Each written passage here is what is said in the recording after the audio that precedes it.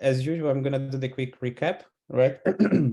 So I got a pretty bad cold. I have like a really sore throat. So I'm gonna be taking like several breaks for like sipping from my tea. So apologies in advance. Okay. Okay, so let's get started. So this is gonna be, as I hope you saw in the email that I sent yesterday, right?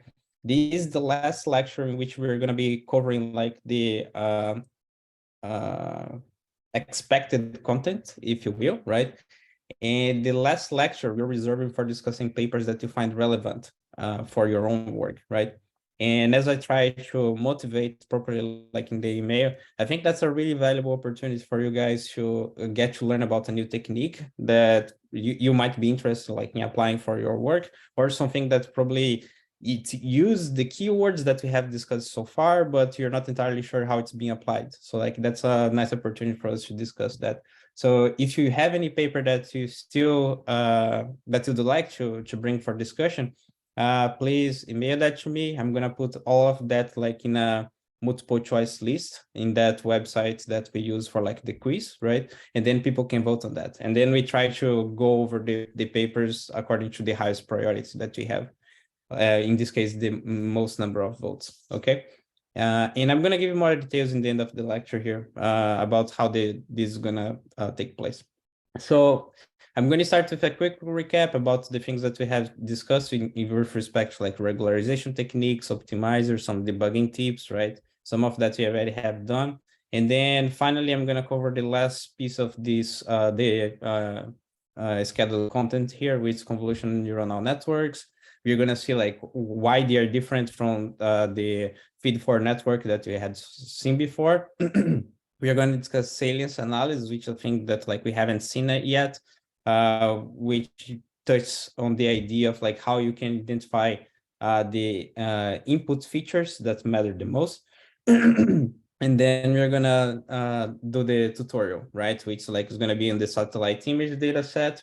And we're gonna see these two that I have been saying that's like is gonna be very helpful for respect to like designing neuronal networks and fine-tuning, finding the hyperparameters that are more appropriate for our task.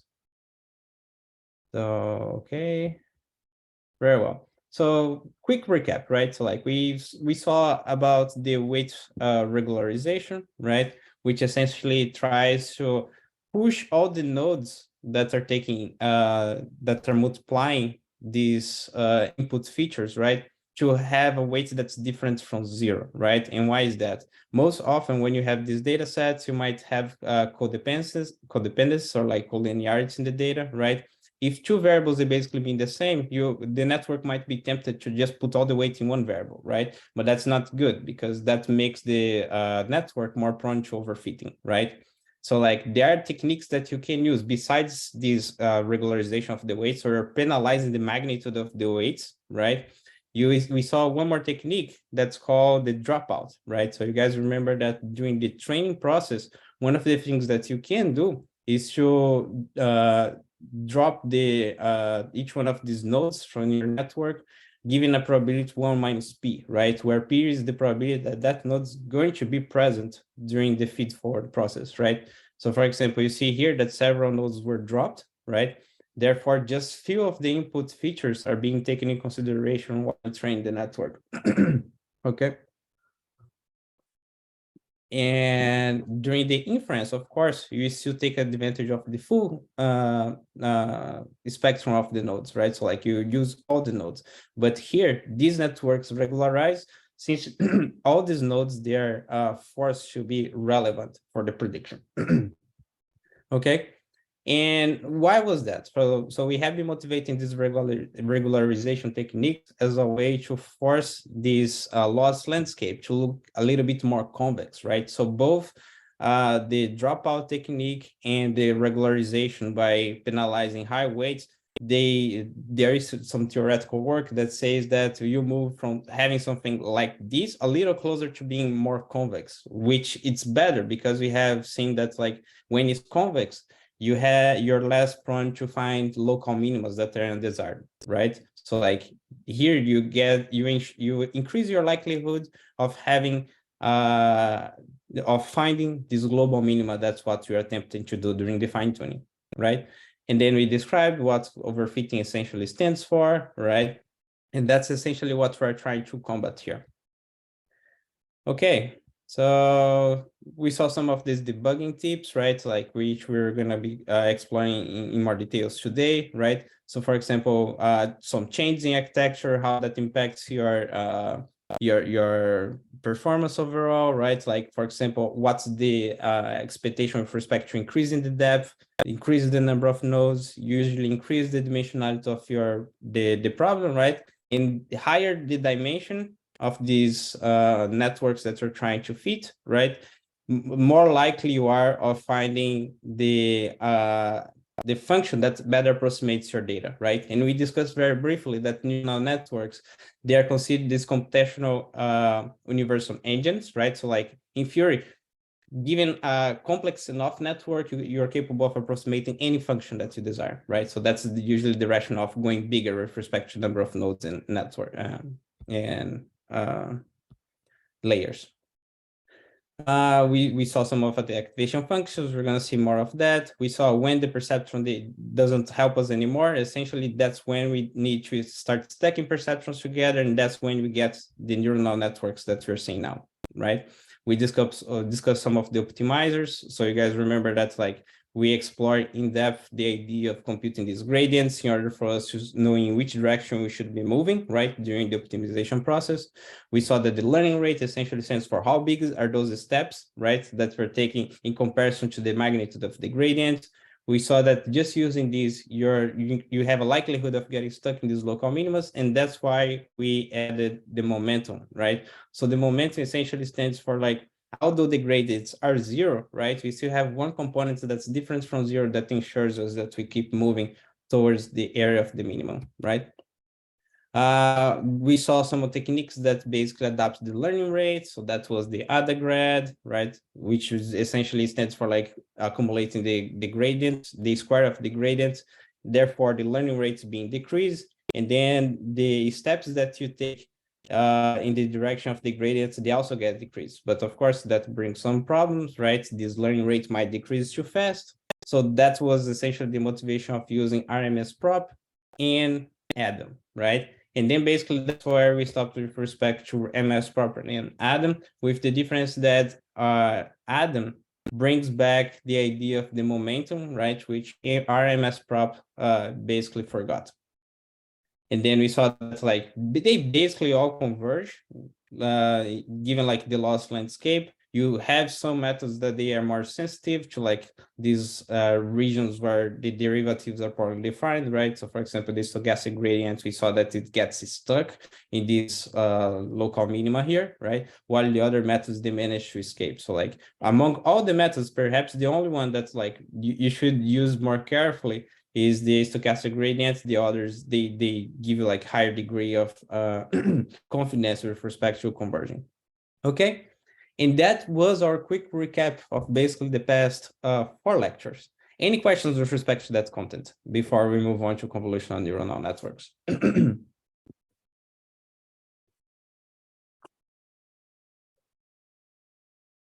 If not, maybe we can start then.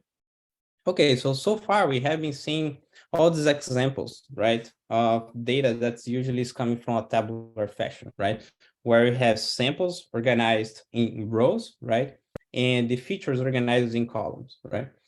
Of course, we have one different type of data, which is image, right? So image, although they can be broken into like flat arrays, right? So I can get this matrix here that you're observing and essentially break it down to be just one single array, right? That represents this data. It does have its spatial locality, right? So you see that like for me to be able to draw this 8 that you're observing here, I have to accumulate the pixels in a specific arrangement, right? Although this 8 might be able to translate to the sides, right? I can flip that 8. The only thing that's important in this case is the 2D arrangement, right? Which essentially is like one thing that the neural networks, they are not really capable of doing that on their own, right? I can get a neuronal network that's very good in identifying an 8, but as soon as I do the translation to the size or the rotation, this depends on where the specific pixels they need to show for me to be able to identify that input image gets deprecated, right? So like they don't generalize very well for information that's in 2D, okay? And I hope you can appreciate that like there is no difference with respect to how this information is given, right? Because in the end of the day, even though the pixels, they basically represent what's the blackness or the whiteness of specific pixels in this specific image here, right? In the end of the day, they do represent as a numerical value, right? So you see that like for an image that's in grayscale, 0 would represent black and 255, right, would represent white. So you see that we have these integers that usually represent, this is actually flipped here. So the white is being represented as 0 and the black is 256. But this is supposed to be the opposite. Sorry about that. Okay. So as I said, we can analyze the image as being a flat array, right? So for example, I can get this image that's like has this matrix shape, right? I can flatten it out and then provide it as input, right? But as soon as I shift this image around, right, this representation, this 1D representation is also shifted, and the network is going to perform poorly, right? So like it has lower capacity of generalizing. Now, with respect to like what's the general idea of these convolutional neuronal networks, right? During the process of like analyzing this network, these image inputs, right? The rationale here is that we have local receptive fields, right? And what do they usually imply?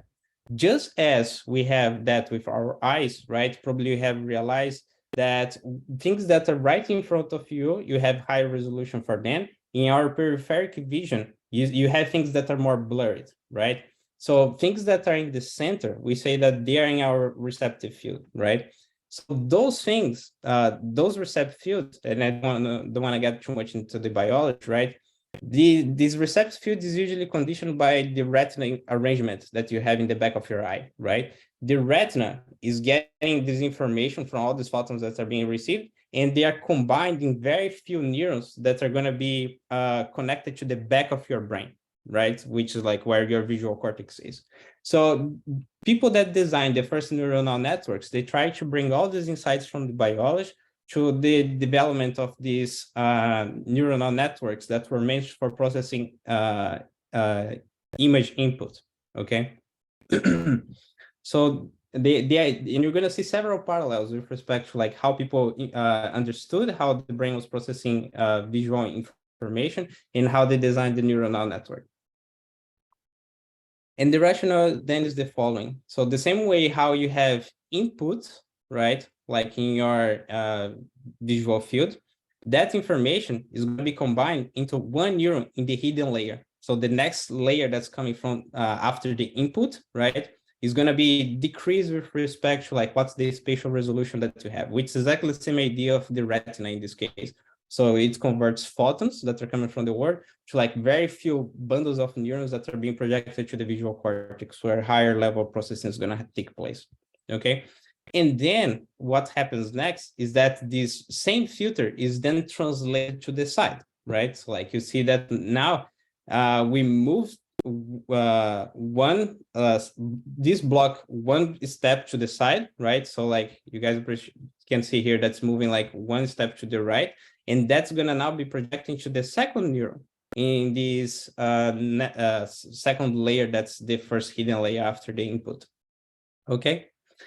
How that's going to take place for us in terms of matrices, right? So like, as we have seen before, here we have an image, right? So this is a binary image, but you can imagine that this could be ranging from like 0 to 256 again, right?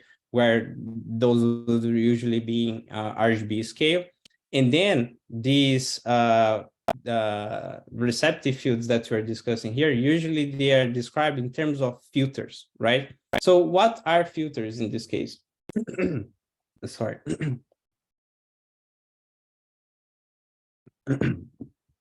So the filters, they usually stand for specific patterns that we're looking for in the input image, right? So as you can appreciate here, right? So this is one pattern that probably could represent what would be a pattern of a cross, right? So what I'm doing then, it's try to look for patterns, right? That satisfy the feature that's being described in the filter, right? As you can imagine, when I have this pattern identified in the input image, that's usually when I have the maximum response for that receptive field, right? For example, if I get this filter and I convolve with this image, right? I'm going to be doing a pointwise multiplication. So I multiply this one by this one here, right? Let me get the pen. Is this working? Okay, great. So if I'm going to convolve this filter with this image, right? What I'm going to do first is get this guy here. This is first block, right? And I'm going to do the pointwise multiplication. So I got this one and I multiply with this one. This 0 is multiplied by this one. This one is multiplied by this one. After I have done this multiplication between filter and the specific receptive, the specific location, right? I do the summation of all these responses, right? So you can see that the regions where I had the maximum response here are these guys here, right? Where I almost have the whole, the full filter pattern like included in here, right? So you see that I have the one here, I have this one here, here I have this other one, and a one here. So I'm missing just few of these specific like features in the feature detector, right? That are missing in the input image, right? So that would be indicative that like here I have something that really resembles this feature that I'm looking for, which would be sort of a cross, right? And that's usually the rationale, with the difference that when you're designing neural network, convolutional neural network, you have several filters that usually correspond to different patterns, right? And we're going to be seeing some of them in a little bit here.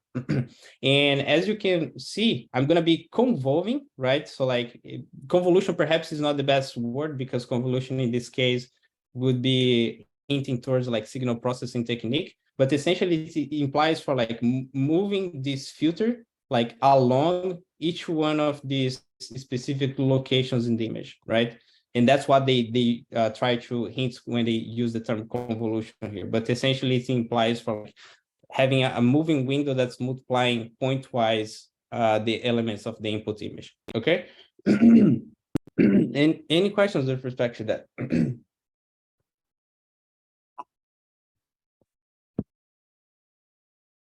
Okay. Yeah, Antonio, I have a question. This filtering, this pattern. Okay, you select, for example, a cross, but can be any image, I think so, and is based on some assumption or some selection that you do it, or it's just an automatical procedure? That's a great question, and we're going to start getting into that like in a little bit. Okay.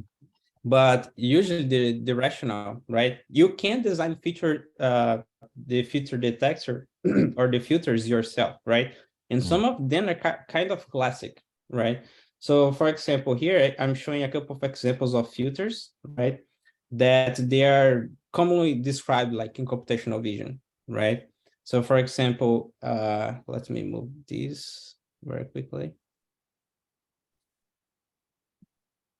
Yes, people in remote sensing analysis, they should know about this edge detection, sharpness, identity, and so on. Right. Okay, great. Yeah, now I mean, it should fish this. Okay, so some of these operations, right, that you have. So for example, this edge detection, right? Usually it has been described by very specific filters, right, that you can use in order to identify edges. So for example, if I get this input image that you're seeing on the left, and I convolve with these specific filters, you're going to get these outcomes. So you see that like for each one of these filters that are being described here, right? Like and they have specific names, although I didn't add them here. I got this image from Wikipedia, so like we can double check later. You see that the outcome, right, are basically just the edges of the image, right? And depending on what you're trying to do, that might be already like a good type of pre-processing that you're doing, right? Because from that, you can identify, for example, rivers, you can identify streets, right? These kind of things. There are other operations that are as popular as this edge detection. So some of them is this blurring operation, right? Essentially, it stands for like smoothing out the information, right? And as you can observe here, you see that it essentially has ones all over the place, right? You guys remember that during the process of convolving with a filter, we do the multiplication point-wise. So you see that it has ones everywhere. And then it divides by 9 in this case because we have 9 elements. So it's just doing the average of the whole receptive field. And that's essentially what gives you this blurring, okay? And yeah, you can do this, the blurring, that would be basically the normal averaging, right? So like all the pixels around, they have exactly the same weight. This one is the Gaussian one. So you see that there is like some sort of peak, right? For the pixels that are in the center. And then you have some sort of decrease for pixels that are in the neighborhood, right? So like highest value for the pixel that enter in the center, and then like lowest weights for the pixels that are right adjacent to it. Okay, and this essentially is the sum of all the weights that you have in that filter. Okay, so that's the case for the filters that are designed, right? When you're looking for something specific. And I have used like these filters over and over again for different things, right? Those are very common types of operations that you do usually for pre-processing, right? Let's say that you have an image that's very noisy. Sometimes it helps you use some sort of blurring operation because the noise usually tends to be higher frequency. If you do the blurring, you get rid of these high frequency components. So like you get something that's smoother, and sometimes it's easier for like feeding to your method, right? In which context do you guys usually use that more often in geospatial data, Pepe? Yeah, so for example, for the edge detection is very common use this kind of filtering operation for identify border for between forest and agriculture and so on. Sharpen also is quite well used. The other one, maybe not so much, but these two edge detection and sharpen, they've been using quite often, yeah.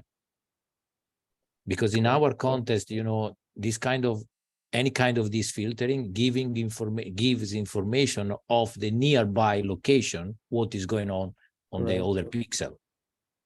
So we call the spatial relationship. Nice. And can I also ask one small question? If I correctly understood, whether these values of this filter are referring to the weights that we assign to like to the pixels in our like moving window of our image. Just we assign the weights for different pixels and then divide the sum of this like terms by this by the sum of these weights, like in the last two examples. Am I correct? That's correct. Here?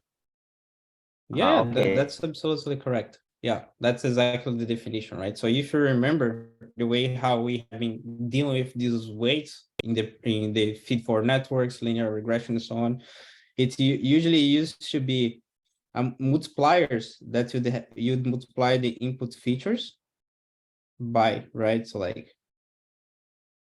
then you'd have the summation here and the output, right? So these would be the weights here, right? And these would be the input X. So what we had before was the multiplication of the weights by X. So you see that essentially the weights there, they had 1D arrangement, right? And then we used to do the multiplication. Now the weights in the convolution, so that was in the feed forward networks, right? And the perceptron. Now in CNNs, we no longer have this 1D arrangement. So now I had these matrices, right? So like, but the rationale is still the same, right? The same way how we had W1, W2, Wn. Now we have these W's that they correspond to W11, W12, W13, and so on, right? But essentially they stand for the same information. Look that at this point, those filters, they are fixed, right? Like we're talking about classic filters that people have used for specific tasks. As people saying, like, for example, edge detection for separating different types of landscape and so on. But now we're going to see how you can fine tune your CNN, right? The network that's doing this convolution in order to find the filters that better fits your needs and how they usually look like. Okay, but yeah, you're correct. Okay. Any other questions?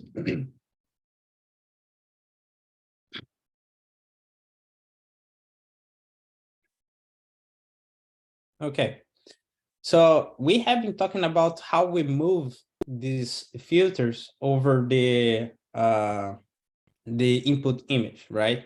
And I haven't called it by its name. So like this operation that we're talking about usually stands for what's the stride with which we're moving the kernel over the, so sorry, I keep changing the term, but usually these filters, they come with the name filter, which is the one that I used before.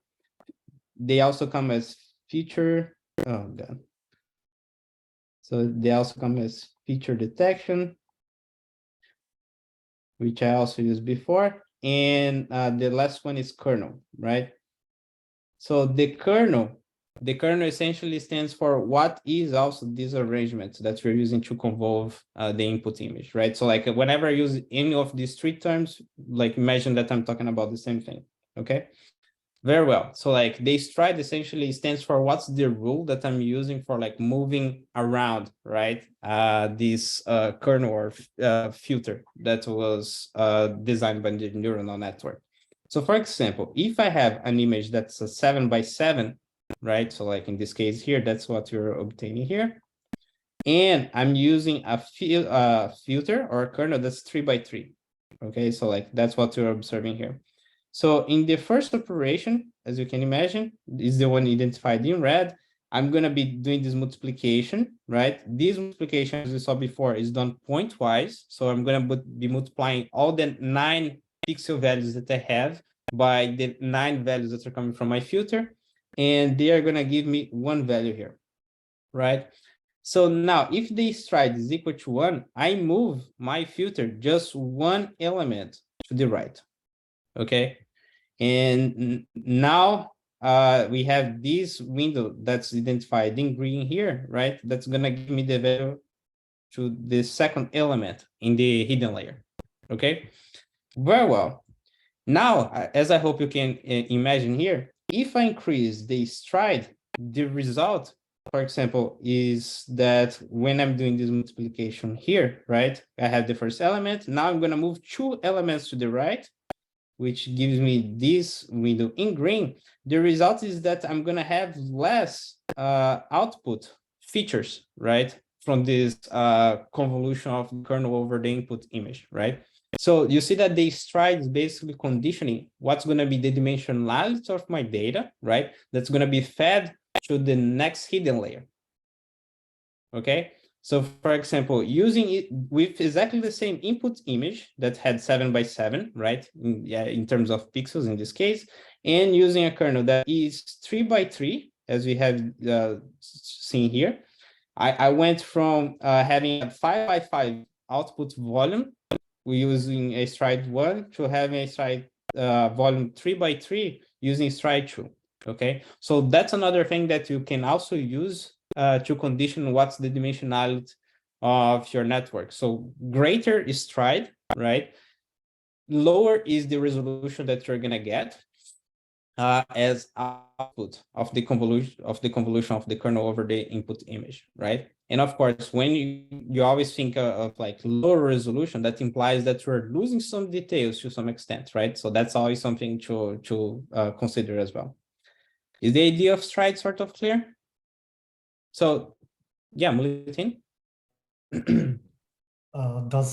when we have a stride number 3, for example, this means then we sample every, so we center our kernel at every 3rd pixel, and stride 4 means at every 4th pixel, or it's related to something else. Correct. Yeah.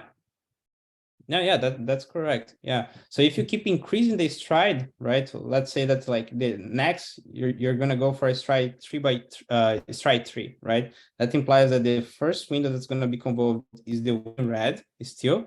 The second window is not overlapping, right? It's gonna come here. Okay. So this region here would be a dead zone unless you use something else that I believe is going to come in the next slide, which we call padding, right? So like, let's say that like you do want to also try to identify that specific pattern in this edge, right? So what you can do is to do some padding, right? So like you increase the dimensionality of the input by adding zeros in this region, right?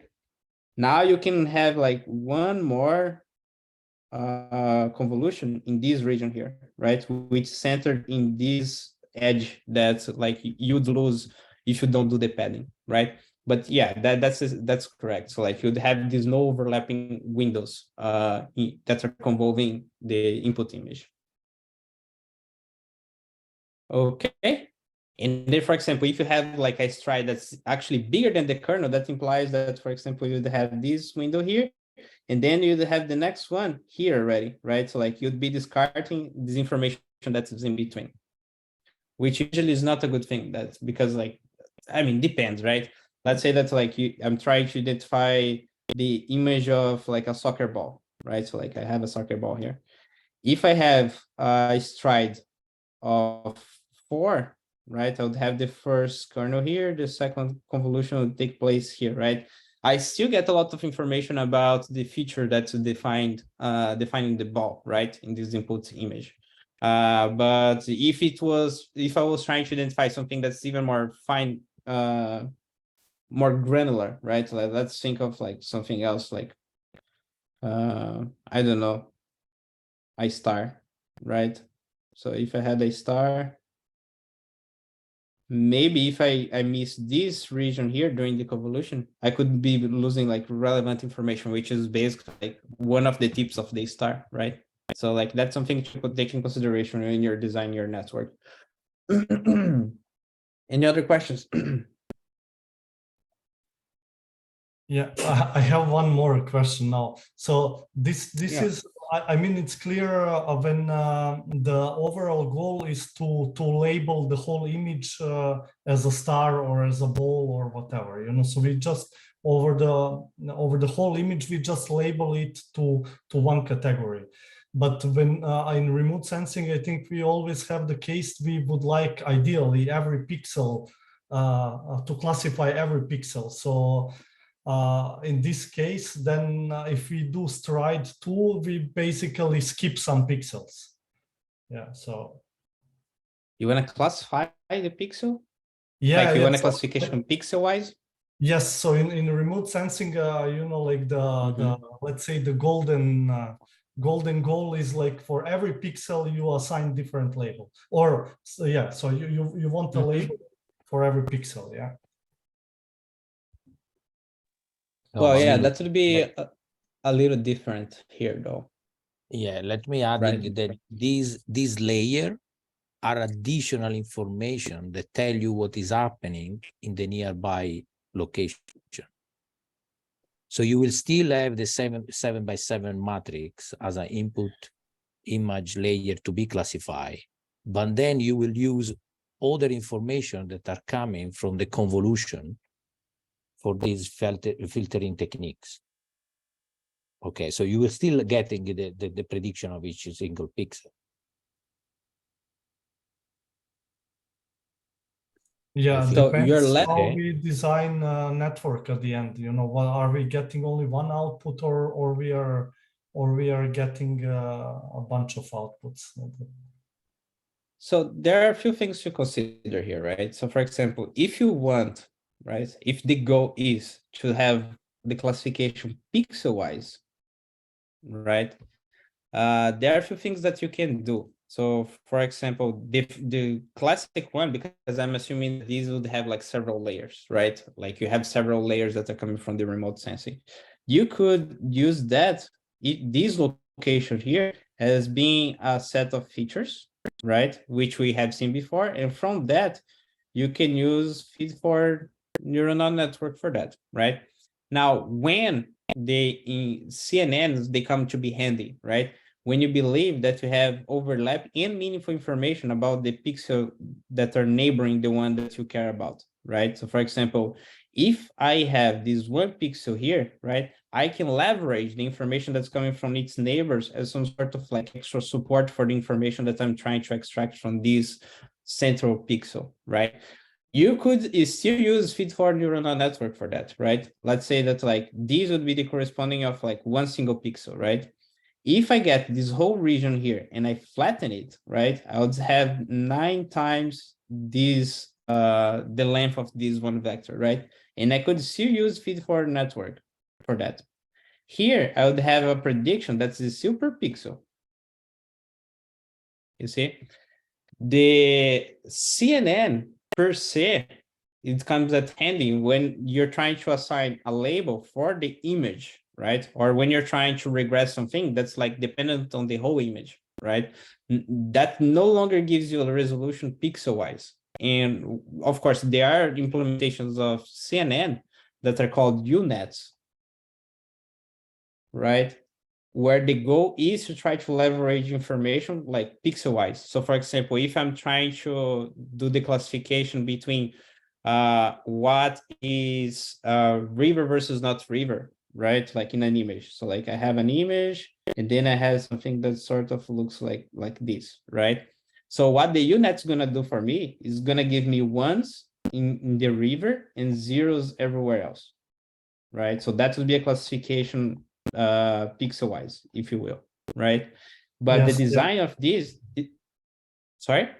Yes, yeah, exactly. That's what I was meant, and I also saw there are many papers. This UNet is very popular in remote sensing. Yeah. Right. Yeah. And UNets is essentially they stand for like doing all these operations that you're going to be talking about, right? So like doing these convolutions like by smaller kernels, right? And keep repeating that over and over again, right? So that's the overall architecture of like a CNN, right? And then you come to a final label down here, right? What the UNet does is to keep track of each one of these operations that you're doing, right? Such that in the end, what you obtain in the other end is like exactly the same operations back to the original space, right? So here, what you obtain is exactly the same number of pixels that you had in the input, you have in the output, but in the locations, you had specific labels instead. But that's a different architecture. So like so far, we're just describing this component of the UNet, if you will, right? We're not like describing the second one. If you have a paper that uses UNet that you'd like to discuss, feel free to suggest, and then we can discuss that in the we can discuss that in the Friday lecture. Yeah, thanks. Yeah. Any other questions so far?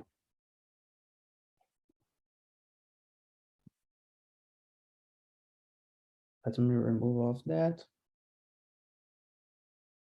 Okay, yeah, so like so far we have been describing how this would take place if you had like one image that has one channel, basically, right? So like that would be just the first case. But as it usually is the case with like colorful images, right? We have at least 3 channels, right? Which is the red, blue, and green, or RGB. In this case, you have the first channel that will correspond to a color, second color, and third color. So the filters, they are no longer just 3 by 3, right? But they have a depth as well. That usually corresponds to what is the type of kernel that you have for each one of these channels, right? The kernel can be exactly the same or not. So in this case here, you see that they are slightly different, right? And this could be the case if there is different information in each one of the channels, right? So for example, these channels, they could be anything. So like in the satellite image data sets that we're going to be studying like in a little bit, right? I have 4 channels. So like these 4 channels, they correspond, the first 3 are the RGB, right? And the last one, it's infrared, right? So the information that we have in these channels, and like that's going to be the case also for remote sensing, can be completely different from each other, right? So you want to learn different filters for each one of the channels. And the CNN during the training process also allows you like to fine tune the weights, right, that you have for each one of these channels. Essentially what you have to decide is what the kernel size, right? And what is the number of channels that you want to have in the output. And that's what we're going to be defining when we construct the network, right? In terms of like how this multiplication is going to take place, that's exactly what we saw before, right? So for example, here we have 2 filters, right? So like filter the W0 and filter W1. Each one of them, they have 3 channels, okay, and they have kernel 3x3. Let me remove some of this annotation that I have done here, right? They have a kernel size 3x3. This is the output, right? So how does it work? The same way how we did before, we do the pointwise multiplication of the kernel, okay, with one specific region in the image, okay? And then because we have 3 channels now, right, we do this multiplication with this region, the multiplication of the third channel of the kernel with the third channel of the input image, and now we sum the 3 of them, okay? And that's the outputs that you're gonna get for this specific location in the output volume, okay? So like before we were doing this multiplication, right? Summing these guys, and that would be directly like what's the output in this location. Now, when you have more channels, you just keep accumulating over each one of these channels. So that's the only difference with respect to when you have more channels. And then, of course, the same way how we had these neural networks before, right? That were multiplying these weights with an extra bias, right? We also can include a bias here, like when you're designing the neural network. Okay. Any questions with respect to that? Yes, Militin? Yeah, so for this bias first, maybe I think this is easy. So probably where all those coefficients are not sum up to 1, then we are adding a bias. That's I think that's from the image processing. You know, that's why we also have in the filters this 1/9, for example, for the average filter or something like that, so that that the sum up of the values in the filter, they sum up to 1. Yeah. So if they don't sum up to 1, when we do the average, for example, we are getting the same image relatively, but absolutely we are increasing the values. So we are adding a bias. Yeah. So yeah, let me clarify one thing, right? So like the filters that we saw in the previous slide, right? These ones, we said that they were fixed filters, right? When you're looking for specific features in the input data, right? And then we discussed like a couple of these classic filters, right? The filter for edge detection, for sharpening, for blurring, and so on, right? So those are fixed, and that's why they had like these scalars, for example, right? Like they had specific structure, like that's roughly resembles like a 2D Gaussian, right? Where you have the peak in the middle and then you have this decay, right? So those were fixed filters. When you're talking about neural networks, remember that like the biggest advantage of neural networks is that they're going to learn these weights for you. So like we're no longer using these predefined filters. Those are learned, right? So like here, what you're doing is essentially like for this specific iteration of a neural network, those are the weights that we had. So like that's the filter W0 and that's the filter W1 that we have on the right? For that specific iteration, how do you extract the output given that specific set of weights, right? So like that's for that specific iteration.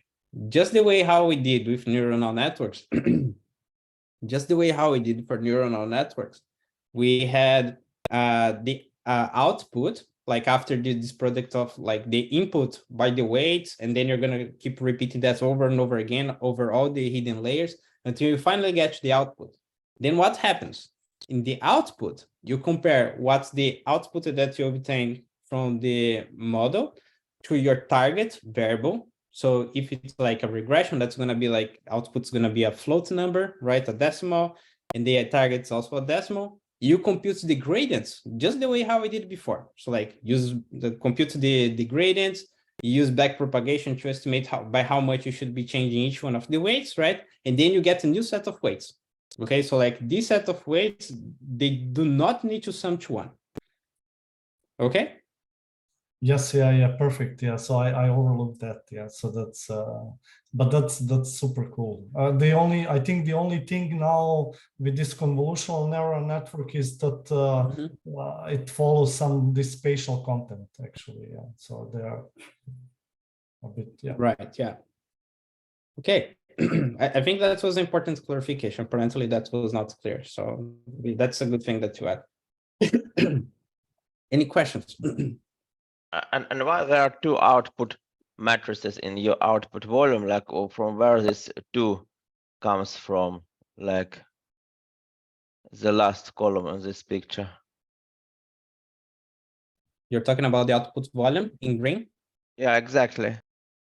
Yes. So like that's the output of convolving filters W0 and so W0 is this guy, right? And the output of convolving the input image, right, with W1 is this guy.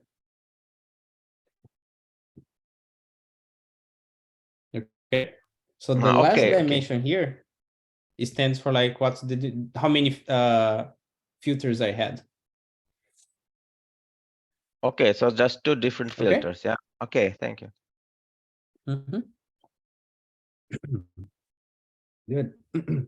May I ask then how, like, before we have it's like the gradient decrease of the gradient loss is like from the error and then doing the derivative from the W, and now here since W is like more like a matrix, how is that?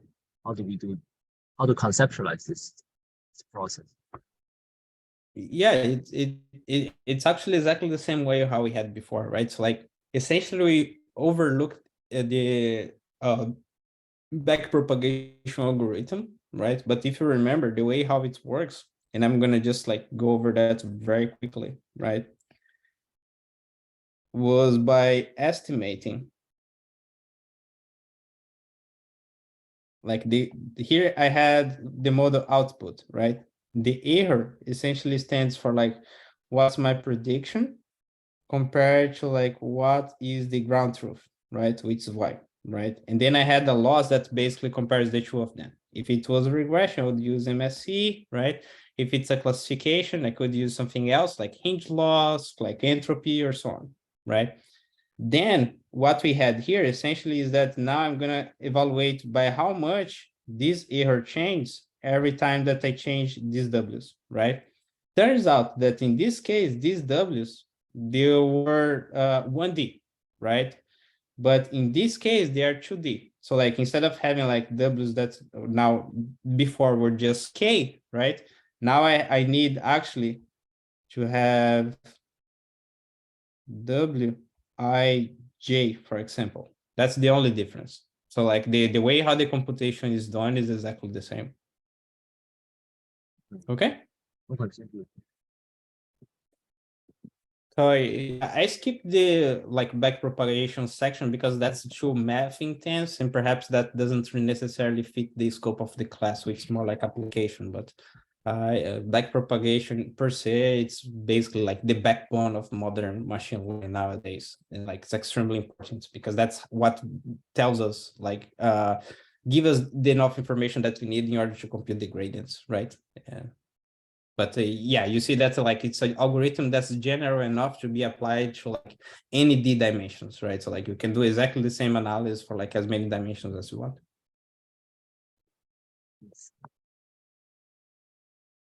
Okay. So now, right, for example, I have been talking about all these different types of filters, right?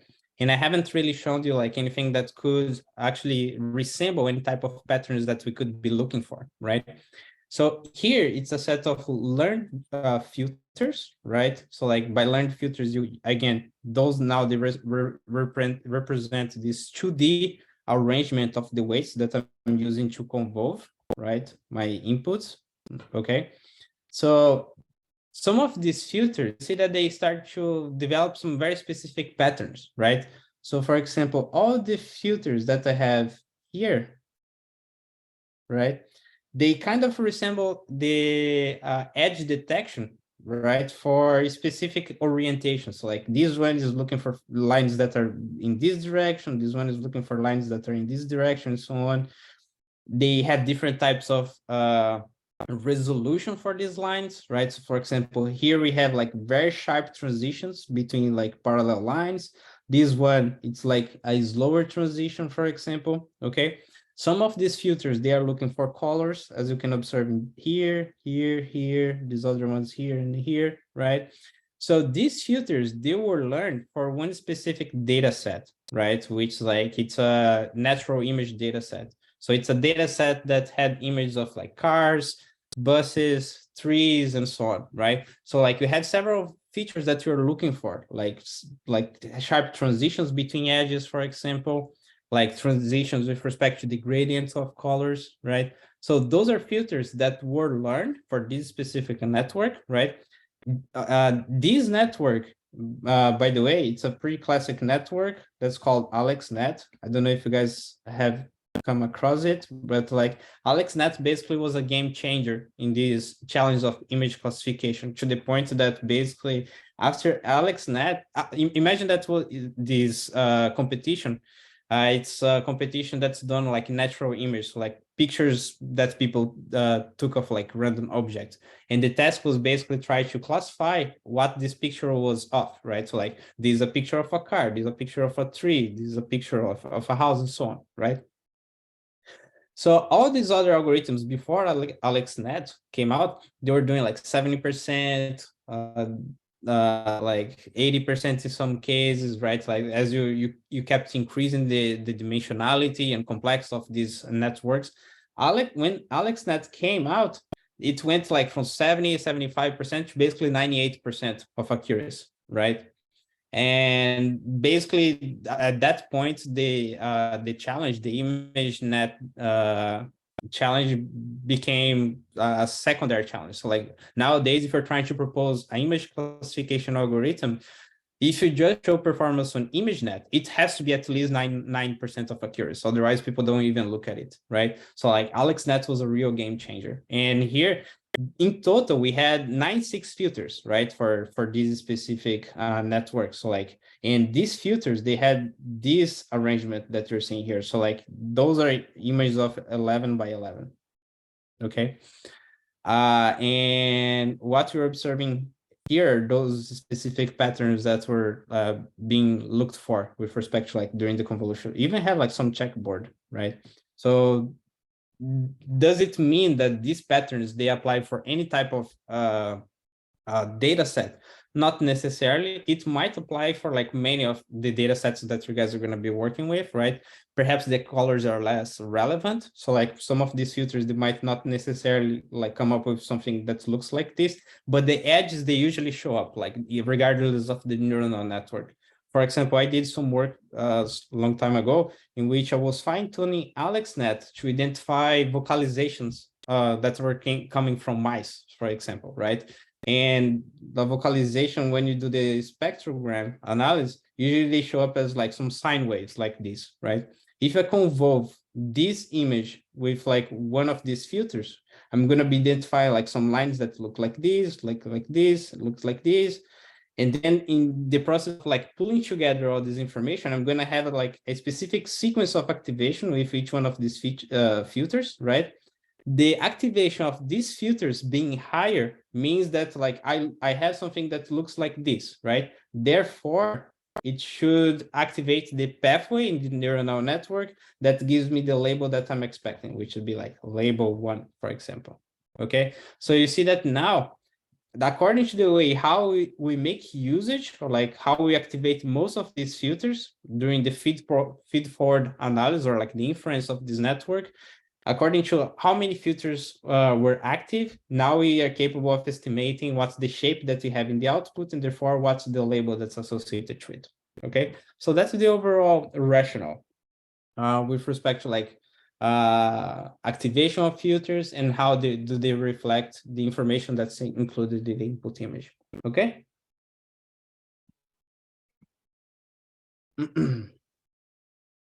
Another operation that I haven't told you about, right? Because so far we have discussed like the kernel, right? Like how we reduce dimensionality essentially by doing this pointwise multiplication of the input image with a specific kernel, right? And essentially the stride was conditioning what's the output that I get after the convolution, right? So like if I have more strides, like a bigger stride, that essentially stands for like having less information or lower resolution in the output after the convolution. But there is one more operation that's also quite common, right? Which means the pooling. So for example, the pooling in this case, it essentially stands for like, now I have one operation that takes a set of no longer pixels, but like regions of these outputs that came from the convolution, right? So like, again, if I had the input here, right? Let's say that I had a kernel that's roughly this size, right? The output here would be a smaller region, right? A smaller dimensionality that would have like also 3 values, right? So the next operation is to get like an agglomerate of these pixels, that no longer pixels, but like locations in this hidden layer, and just combine them together, which essentially stands for the pooling, right? So like now imagine that this element that I'm describing here is this guy, okay? So the pooling essentially stands for like how I'm gonna aggregate the information that's coming from this region. One of the classic operations that people use is the max pooling. So the max pooling essentially says like, given one receptive field size, so like in this case here, it would be a 2x2 filter, right? Give me the max information that's coming from that region. That's, for example, here, that would be the 6, right? In this second one here, so you see that the stride is 2, right? So like, since the stride is 2, I move 2 elements to the right, right? So which gives me this block here.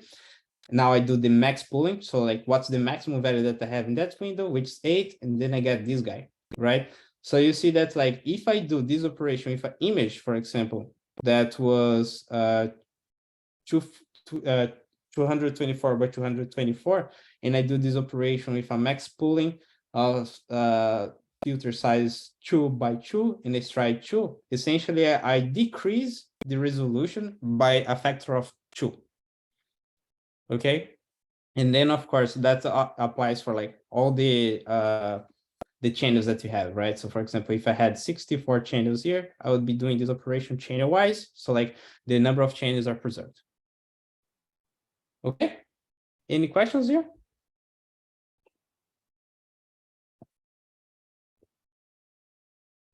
So now, so far we have seen like 2 operations that are like typical of CNNs, which is the convolution by a kernel. So that's you're always gonna have, that's a must, right?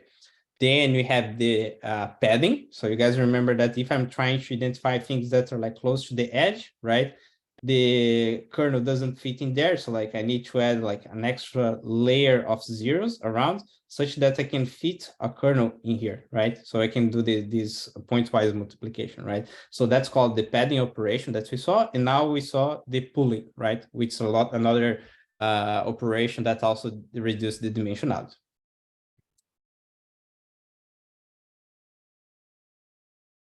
Okay, so that I already have said, right? So like so perhaps that's one thing that is good to reiterate, right? When you're doing this operation of like just preserving what's the maximum. Sorry? Did anyone say anything? Maybe I'm having hallucinations. So yeah, so when I'm doing this operation, the max pooling, right? Essentially saying that like, I don't care as much about the information, all the information that's contained there, but I care about what's the overall take, right? So like when I'm doing that, I can use different types of operations. So max pooling, it's one of them, right? And that's what we were showing here is this.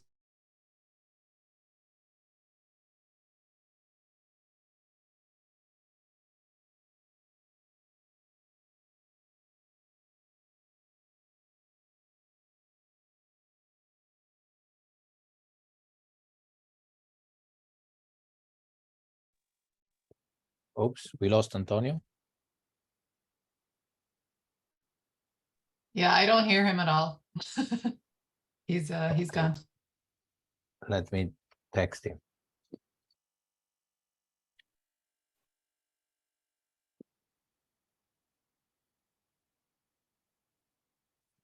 Okay, you're back, Antonio. Oh, I think I had some internet issues. Okay, let me try to resume. 30 minutes. 1 minute. Less than 1 minute. You lost me for almost 1 minute? Yeah, a bit less, 30 seconds, something. Okay. Until which part you're still hearing me before the internet? You talking about the max pool.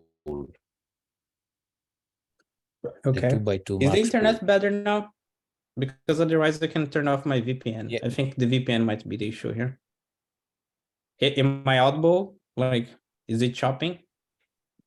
No, it was just one moment. But anyway, if you can, the VPN maybe. Okay, yeah. I mean, I'm gonna try like this. If it doesn't work, then you let me know and I stop the VPN. All right, cool. Yeah, so like the idea then that's like I don't care as much about the information that's contained here, right? Like in this block, but rather like what summarizes the information that's in there. So the max operation is one of them, right? And you see that like most of the overall details are preserved in this condensed representation, right? But there is another very popular operation, which is the average pooling. So essentially I would sum like the elements that are in here, and I would divide by the size of the kernel, which in the case would be 4, right? So that's another way of summarizing this information, but essentially stands for like, I don't need all the details that are included in that block, but rather what summarizes the information that's in there. Okay, so maybe we move on. So there is this very last element that's also a key component to the CNNs, which is this very last bit of these CNNs that is the fully connected layer, which here we kind of go back to what we had before, which is essentially like a feed for neuronal net, right? So you see that like we have a set of layers that are doing these operations, right? Like these convolutions and like reducing the spatial resolution. And then here we flatten it, right? To be just like a set of nodes again. Then we pass it through like a couple of hidden layers of like just these stacked 1D layers of a feed for neuronal network. And then you project to a space that has as many classes as we would like to classify. So for example, here we had just 4 possible classes: dog, cat, boat, and bird, right? Like for the ImageNet, for example, we have 100 classes. So you have 100 nodes in the output. If you're talking about a CNN that's made for a regression, how many nodes do they have in the output? Just one. You'd have just one. Yeah, so you see that essentially it stands for like how I have extracted as many features in 2D as I wanted by stacking several filters, right? Several kernels that are doing these operations for me, identifying these specific patterns in 2D. After I have done that, now I just want to combine these features that were extracted using feed for neuronal networks, and then project that to the space that has as many nodes as the number of classes that I'd like to identify, or in the case of being a regression, just one node, okay? Okay, so now let's put all these elements together.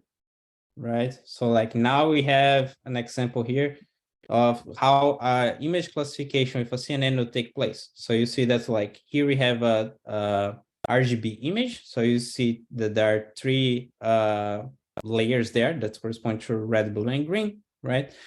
We are convolving that with one kernel that's like much smaller than the original image, which is represented here. You guys can see the mouse, right? I'm pointing things with the mouse at this point, okay? That projects to one specific location, right? In this output or the hidden layer for the next network, right? So that's the output volume that I obtain, which like it is smaller in height and width, right? So you see that this object is smaller in these directions, but it's bigger with respect to the number of layers that I obtain. The number of layers, they are conditioned by the number of filters that I'm using, right? So you guys remember that we saw that we had an object input image that had 3 channels. I had 2 filters. Therefore, the number of channels that I had in the output volume was 2, as I think Alex asked before, right? So like in this case, I have more filters. That's therefore, if I have more filters, I increase the depth, right? And that's why this is deeper than the input, okay? In general, that's what we do. Like between operations, between kernels, like we keep increasing the number of layers that we have, which essentially stands for like having more and more filters as we keep going. That's why like these blocks, they tend to become smaller with respect to height and width, right? And deeper with respect to the number of filters that we have. So like then we keep doing this operation all the way to this representation here. Here we do the flattening. So like now we break this volume into these 1D representations. We feed that to like a fully connected network, right? So like that's the typical feed forward network that we had before. And that gets projected to this final layer, which is the output layer, where we have as many nodes as the number of classes that would like to classify, right? And then what's the idea is that in this output here, right, now we have a vector that has higher numbers for like what's the class, that's the most likely one. So for example, let's say that this is class 1, class 2, class 3. So like if the class 1 is the target, you want the distribution, the highest value to be in this location here, right? So here would be a 0.3, 0.1, and so on, right? This is not necessarily bounded, right? Like it could be going from infinite to minus infinite, right?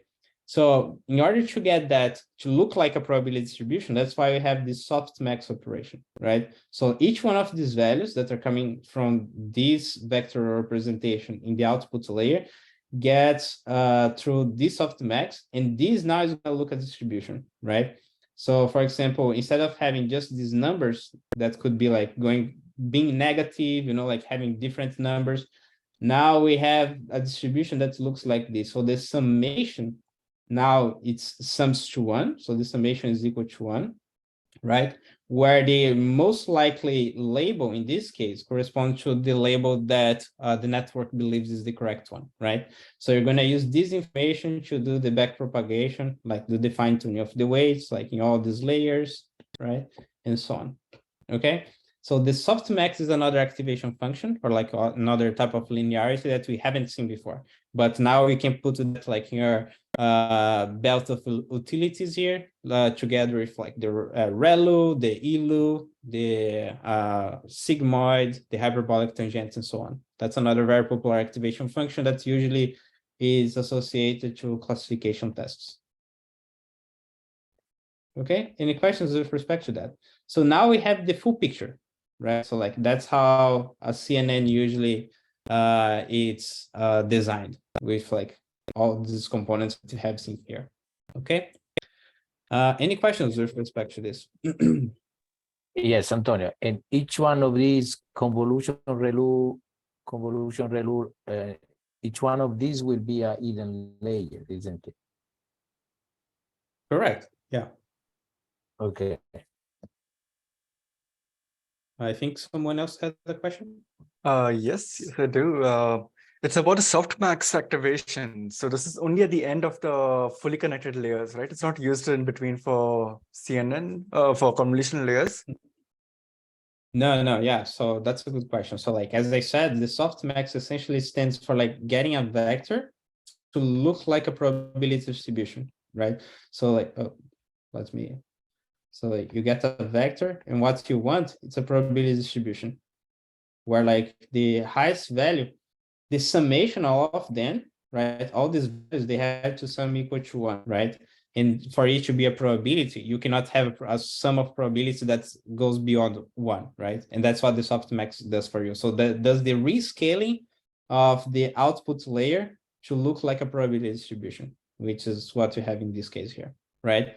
And then now, like, for us to optimize the network, essentially what we're doing in this case would be comparing two distributions, right? The distribution that was given by the model, which is this one that we're seeing here, right? So like, let's say that this is the model distribution, right? To the distribution of the ground truth. So like the ground truth basically has just one for what's the real label, right? And zeros for everyone else. And during the process of fine tuning the weights, you're comparing these two, right? And like if the distribution is slightly shifted, like in any direction, then you quantify by how much the distribution is not matching. Then you try to fine tune the weights in order to get the distributions to look more alike. Okay. Yep, that makes sense. Thank you. Yeah. So like there is no softmax like anywhere else. And in fact, you see that the activation function that we use, like in the hidden layers, is our old friend Relu, right? So you see that's like with respect to the designing guidelines that we discussed before. So like Relus for the hidden layers, we keep using that same technique. Relus for the hidden layers, and then the last layer, the last activation function usually is conditioned by the type of task that you have. So for example, if you're doing regression, you're going to be considering either like no activation function at all. So it would be the linear, sigmoid if the range of my outputs is between 0 and 1, and if it's between -1 and 1, hyperbolic tangent. Cool. Is that clear? Any other questions here? May I ask, is the softmax kind of like to simplify the signal, like a general, like if it's like a particular kind of a car in the image, and then after the softmax, it will become more like a generalized type of a car. Can I conceptualize that? Or it's easier to think of the softmax as a simple function that translates like a set of weights, right? Which is what you obtain after the fully connected layer, right? To something that looks like a distribution, right? A probability distribution, where the highest probability is what the network believes is the correct label, right? So it's just like a mapping. So there is no simplification per se. It's just a mapping from like one space to another. A space that was unbounded, right? Going from minus infinite to infinite, for a space that looks like a probability distribution. Because we need a probability distribution, so we can compare the distribution, the ground truth distribution, to what's the distribution that's being given as the output of my model, so I can optimize, right? I cannot compare something that's going from minus infinite to infinite to something that has just one for like the true label and zeros for everything else, right? okay. But we're really just norming this vector to be length 1, right? That's all it does. Yeah, but you see, that's not a simple normalization, right? But there is a exponential normalization. It's an exponential averaging of the information. So like, for example, if that was a simple normalization, the way how you do that is essentially divide all the values that I have in an array, right, by the sum of all these values, right? The exponential essentially stands for like, imagine that I have a distribution that sort of looks like this, right? After the softmax, I highlight this difference so it gets a little bit more pronounced, right? So like I get it to be more peaky, right? Because that's what I'm trying to approximate with respect to like the ground truth. The ground truth has just a 1 for that true label and zeros everybody else, right? So like I get it closer to my target distribution. Okay. All right, so now the last piece perhaps is just like this quick parallel, right? I have been talking about how the brain analyzes input information, right? And in that was basically like what motivated the design of the very first neuronal network, was this work by Hubbard and Wiesel, right? Where they had an electrode in the brain of the cat, right? And they realized that there were different neurons that were responding to different orientations of a bar that was being presented to the animal. So you see that like you have filters in your brain, which are defined in terms of like a set of neurons that are being responsive for specific orientations, right? The same way how we have kernels, right, that we saw before, that they were like trying to detect specific orientations, or even like for how fast these edges, how sharp the edges were, right?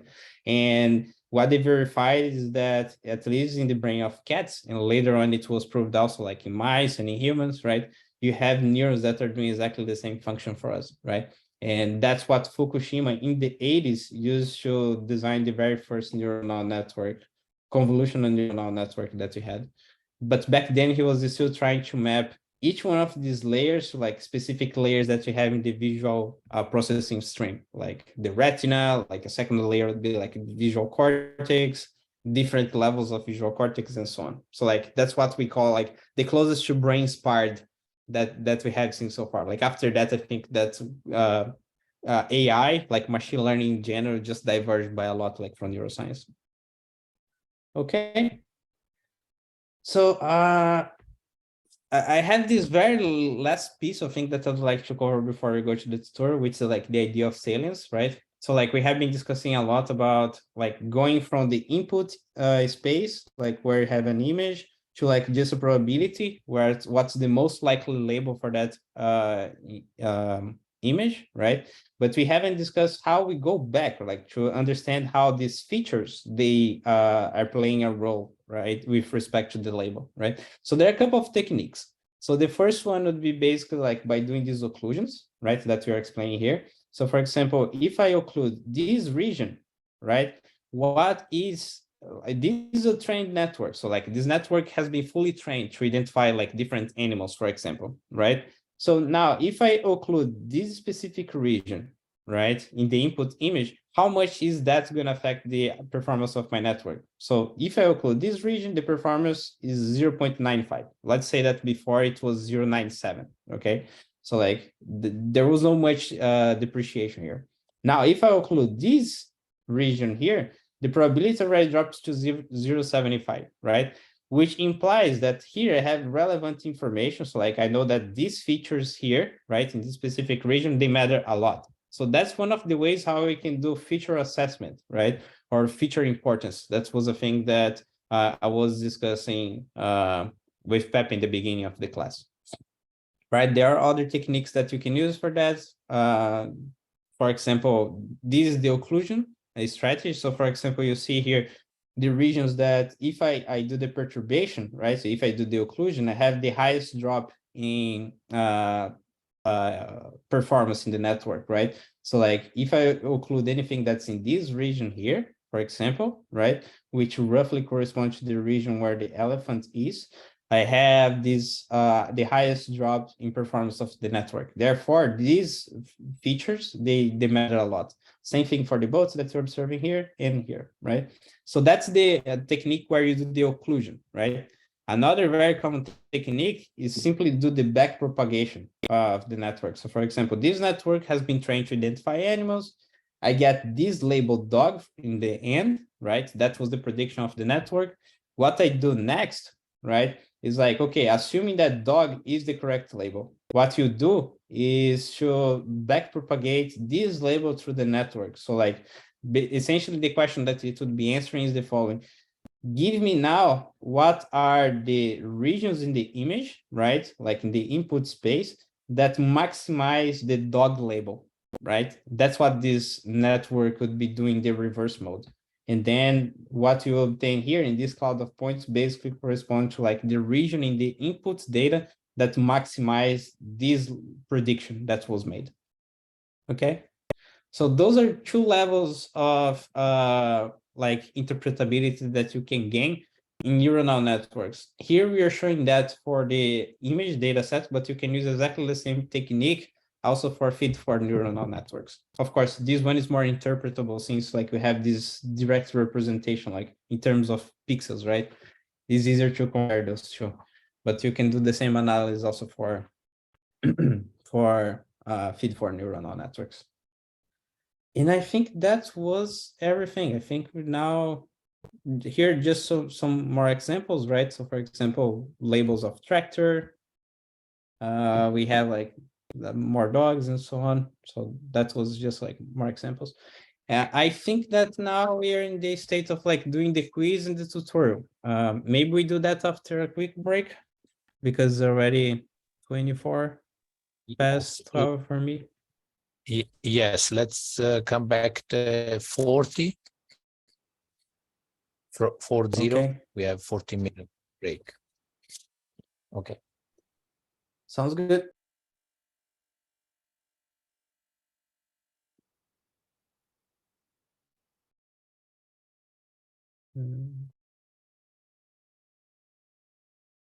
Okay, so we're gonna do our quiz. So please go to the link. I'm gonna leave it here open for a little bit, and I'm also gonna post the link to the chat here in case that you guys need it. Okay.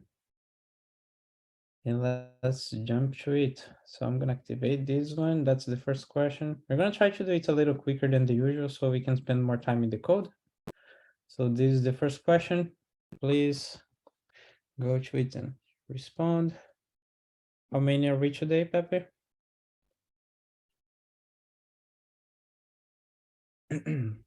So 13, a bit less. Okay.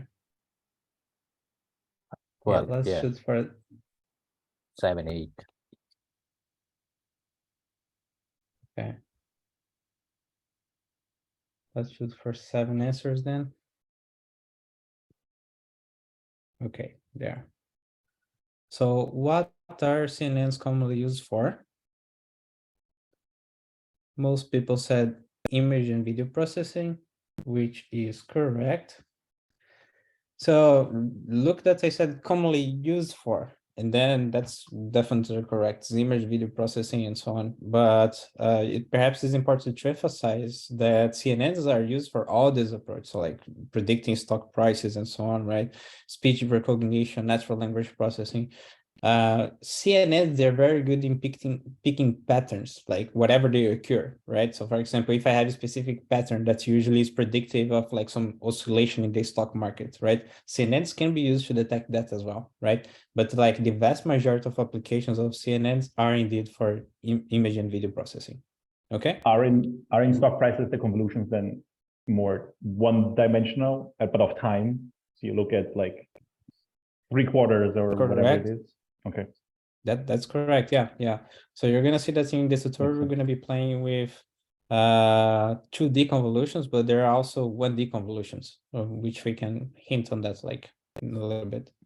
So second question, what's the purpose of the pooling layer in a CNN?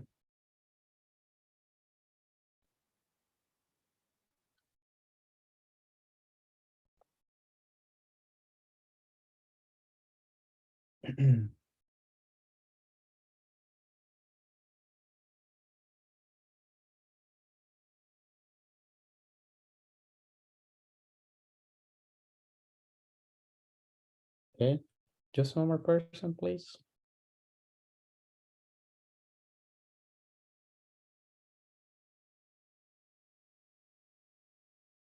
Okay, so let's take a look on the response. Most people believe that the purpose of the pooling layer is to reduce the spatial size of the representation, which is correct, right? I think that there is no question about this one. So like we don't just add a layer for the sake of having more layers. So like this would not be the answer. So to add noise, definitely not. To increase the spatial size of the representation, no, because that would be unpooling, right? So like the pooling essentially stands for like decreasing. So I assume that there is no question about this one. And I'm going to activate the next one. So please go for it.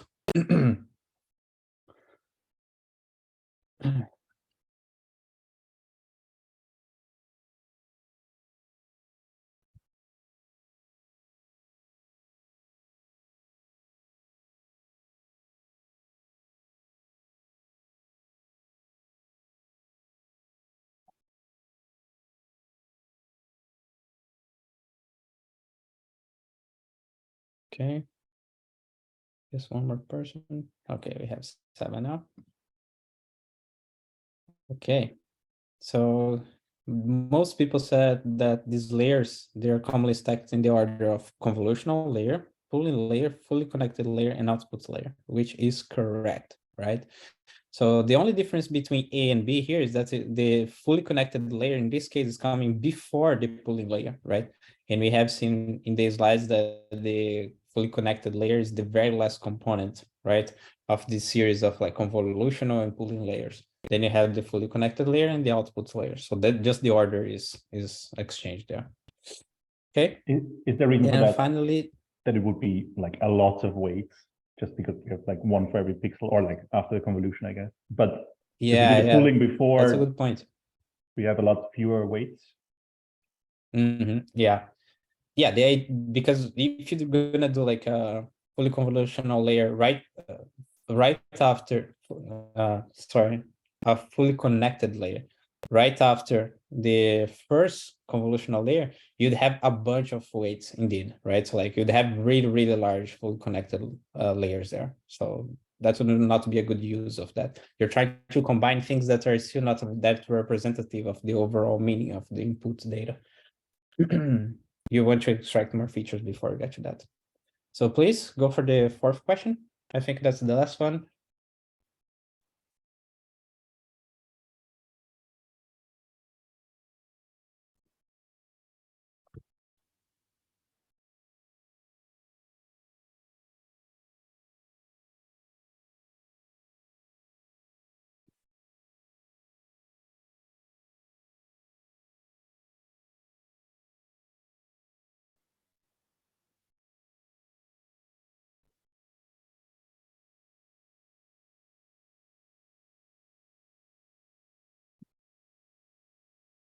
Okay. So this was a longer question, right? Let's see what people said.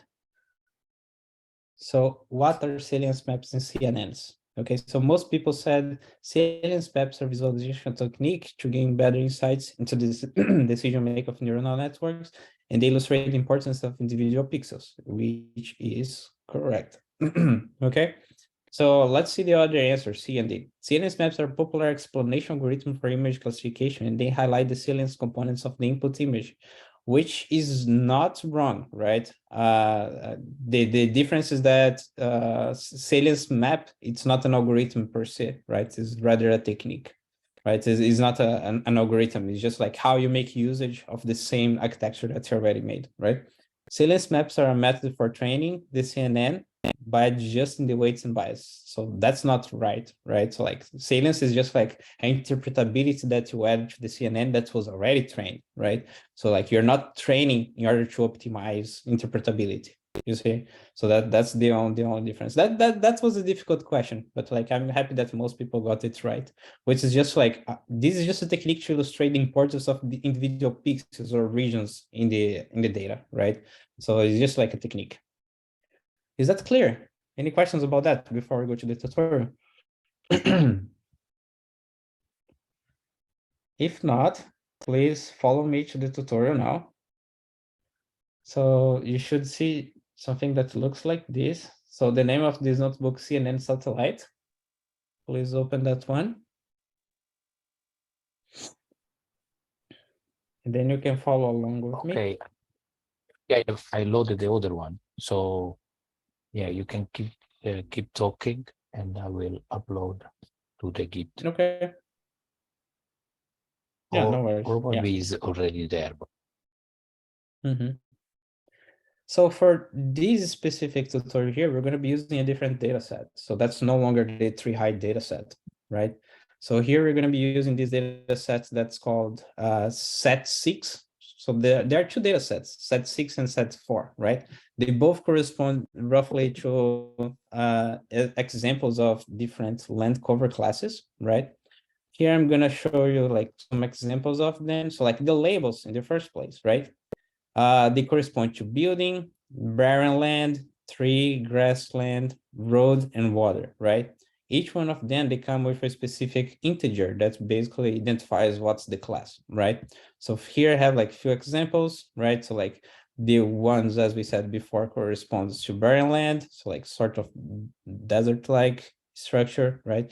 The 0 corresponds to building. So like here you see like an edge that roughly looks like a building here. That looks like the satellite image of like the top of like a urban area, perhaps, right?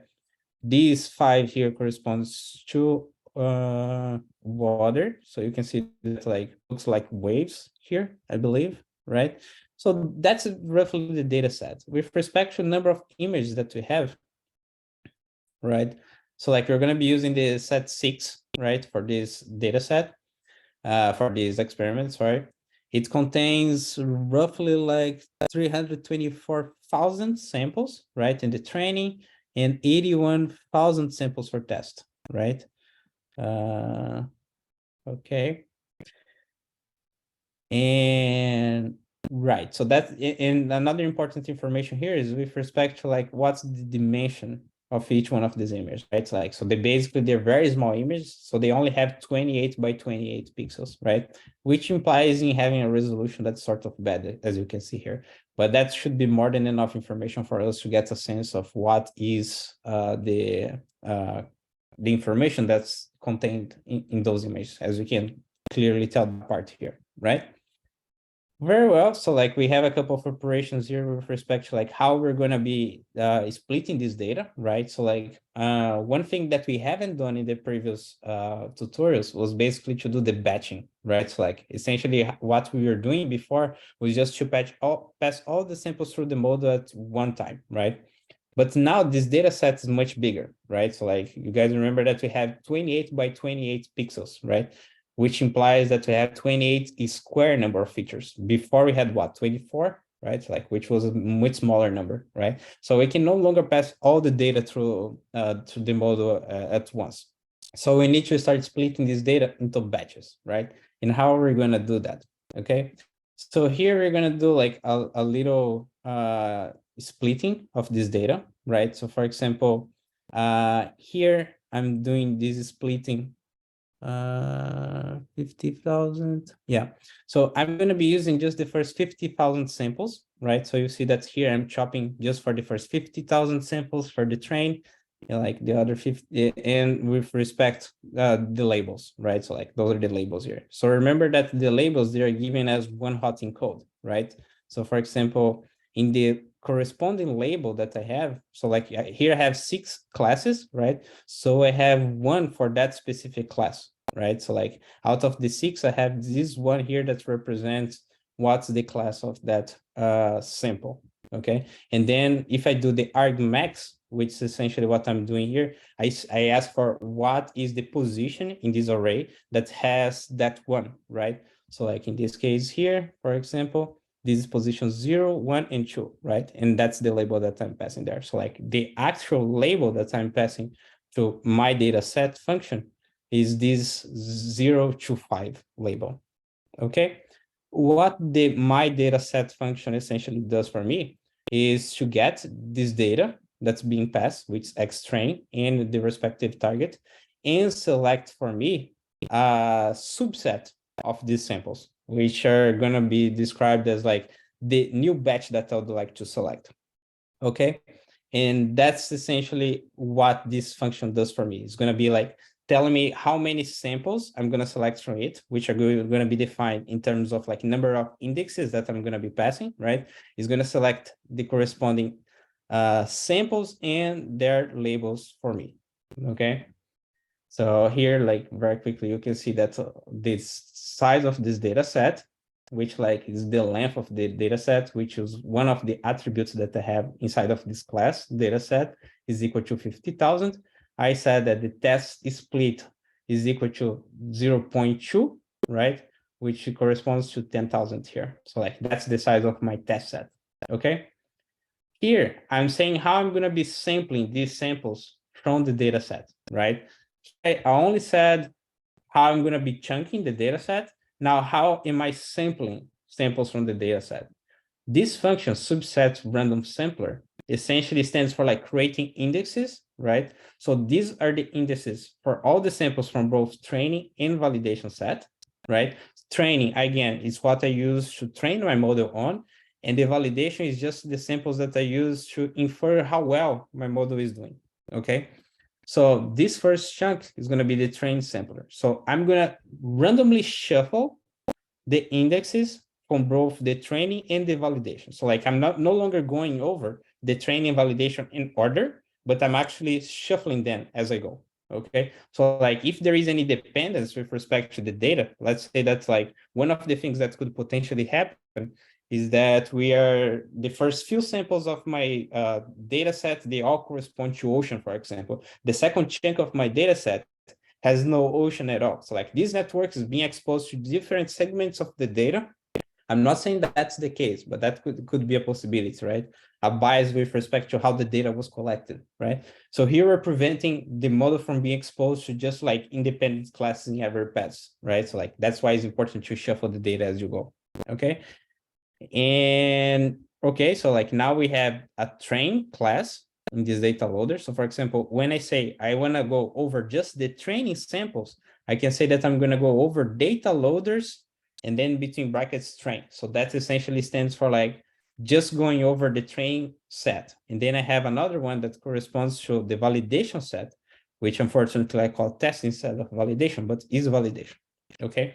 And you see that the batch size here that I chose is 1024. So every time that I select a new batch, right, I come with like a set of 1024 samples, which in this case are images, which are 28 by 28 by 4. So why is it 4? It's red, blue, and green. So like that's the colorful image. And the fourth dimension is the infrared. Okay. Any questions with respect to this so far?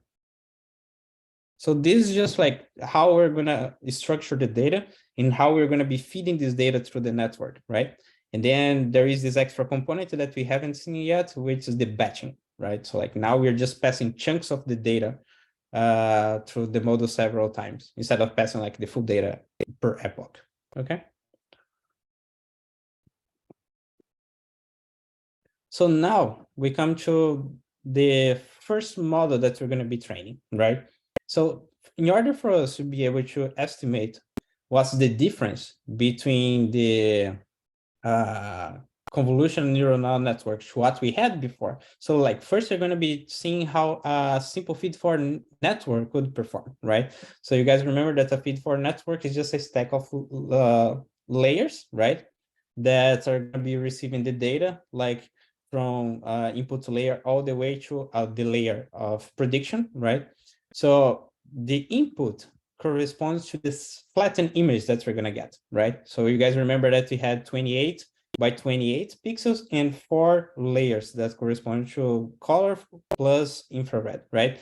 So since we're going to be flattened that, so like the dimension of the input layer, right? The first layer here corresponds to the product of 28 times 28 by 4, right? The output of this layer, it's 1000. So like that's the dimensionality of the first hidden layer. The second hidden layer is projecting from 1000 to 500. The third hidden layer from 500 to 250. And then finally from 250 to 6. Why is it 6? Because we have 6 labels in this data set. Okay? Clear until here? I put some activation functions here that actually don't mean anything from our context, because apparently there is no need to actually project, for example, the ReLU, yes, the ReLU is being used, right? Like as the activation function in the hidden layers, but this hyperbolic tangent is not needed, right? Because like we're not mapping our output to be between -1 and 1. And this here is just like the arrangement, right? So like pass through the first linear layer, ReLU, second linear layer, ReLU, third linear layer, ReLU, and so on. Okay? And this is the forward. So like essentially we just get the input, pass it through the encode, which is like this stack of layers, right? And return the Z. Any questions with respect to this? Okay. So now I'm going to define what is the train function that we're going to be using. Okay. So most of these we already have seen like in the previous in the previous tutorials, right? Perhaps one thing that's slightly different in this case is that you guys remember that the loss function that we're using before was the mean square error, right? The mean square error, we were using that because we had one output, right, which was basically an estimate of a height for one sample of our data, right? And then we had like that prediction for all the samples. So like, but essentially we had two vectors that we were comparing, right? Like a full vector, like a prediction of height for each one of the trees in my sample, and I was comparing that to the ground truth value. Now, when you're talking about classes, as we said before, we have a distribution of probabilities over the classes, correct?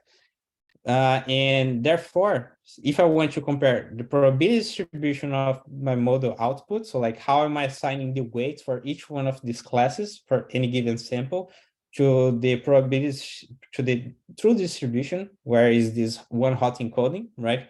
That would be essentially the cross entropy loss. Okay, so like I'm comparing the entropy between the two distributions.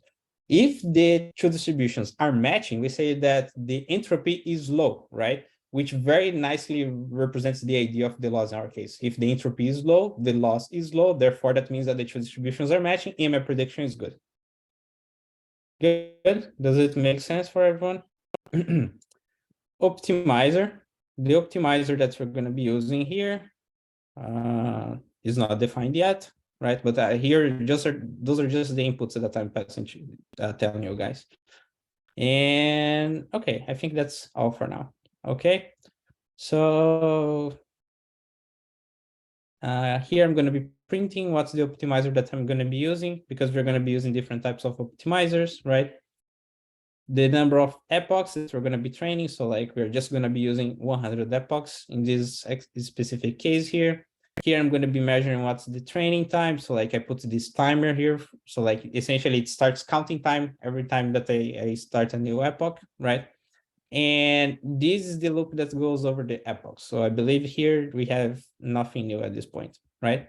So you guys remember that we have seen this several times, right? So like every time that I start a new sample, so like a new mini batch, so this is now selecting a little chunk of the data for me, a chunk of 1024 samples, because that's my batch size, right? So I'm gonna get 1024 pictures and their respective labels, which is gonna come in targets.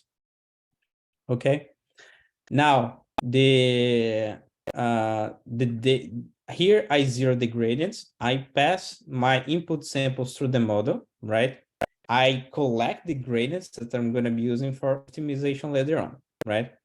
So now here I compute the loss, right? So the loss in this case is the cross entropy. So I compute the entropy between the output of my model and the target labels, right? Then I do what we had done before, which is to compute these gradients, right? So like I do the loss dot backward, and then I adjust the weights in the optimizer via taking a step according to the optimizer that I defined. Okay. This is just like for logging the type, what's the current stage of the training, right? Like with respect to the loss, the accuracy, the test loss, and the test accuracy. Okay. And here an estimate of how much time I'm taking per epoch. Okay. You guys are going to see that I created another function that's the evaluate function. So basically it's turns off the torch.grad for me, right? In this cycle here, I say that I don't want to accumulate anything that could be used for the back propagation. And finally, I compute just a forward pass in my data, right? So like I see just how my model is performing both in the training in this sample here, right? But like with no accumulation of gradients whatsoever, and how I'm performing in the test load, right? In the test data set. And in this case, what essentially I want to see is by how much my test set is deviating from the training set, right? So like one of the symptoms that we want to potentially identify is, for example, if there is any overfitting occurring, right? So like if there is any type of deviation, so let's say that the model is performing way too well in the training set and poorly in the test set, that's a symptom of overfitting, for example, and I want to address that. Okay, any questions with respect to that so far?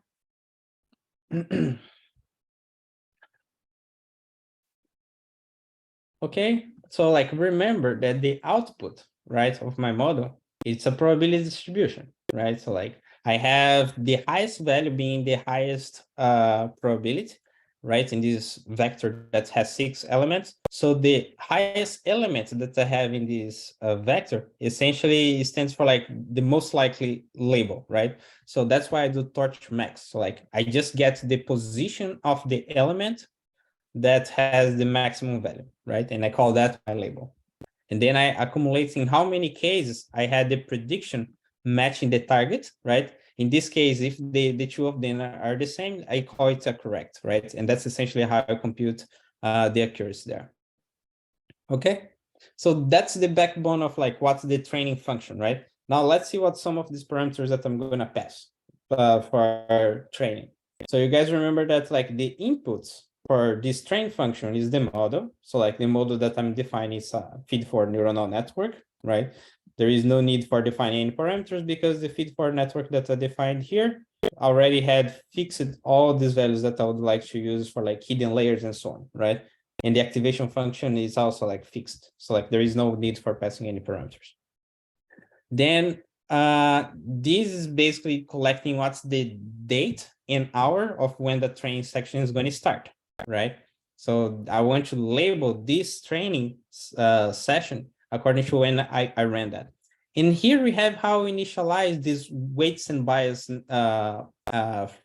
platform that I told you guys about. So that's the platform that we're going to be using to inspect how well the model is training. So like we're going to be logging everything there, like the train loss, the accuracy, the gradients of these models and so on. Okay.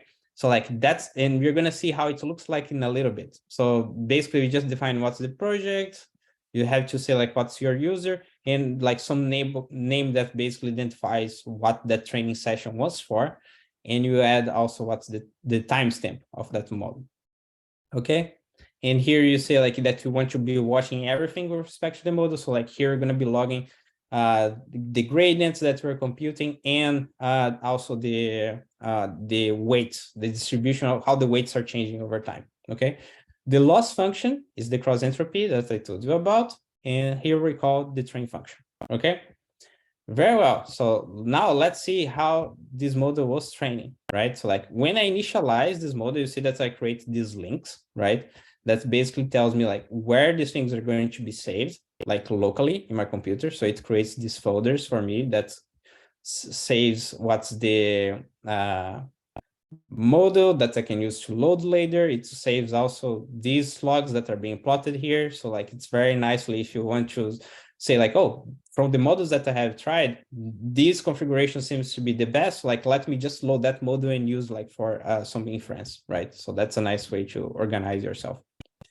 So for example, if I go to one of these links here, let me see if I manage to close this chat. So I can, how do I close this? Okay, anyways, yeah. So already have it, oh, yeah, so let's go here. Let's view this run. That's how the weights and bias looks like.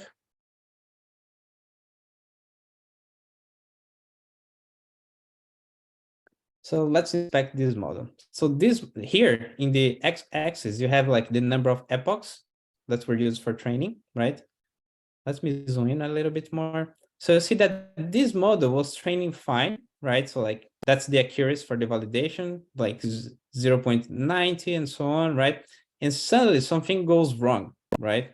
So you see that this model gets a huge drop in accuracy, right? One of the things that we had discussed that potentially could explain that, right, was something weird with respect to the gradients. And funny enough, you see that when this drop happened here, look at what happened to the gradients. So that's the distribution of the gradients, right? So like you guys remember that that's the partial derivative of the error with respect to the weights, right? After this point, the gradients, they disappear. Isn't that interesting? The gradients, they disappear.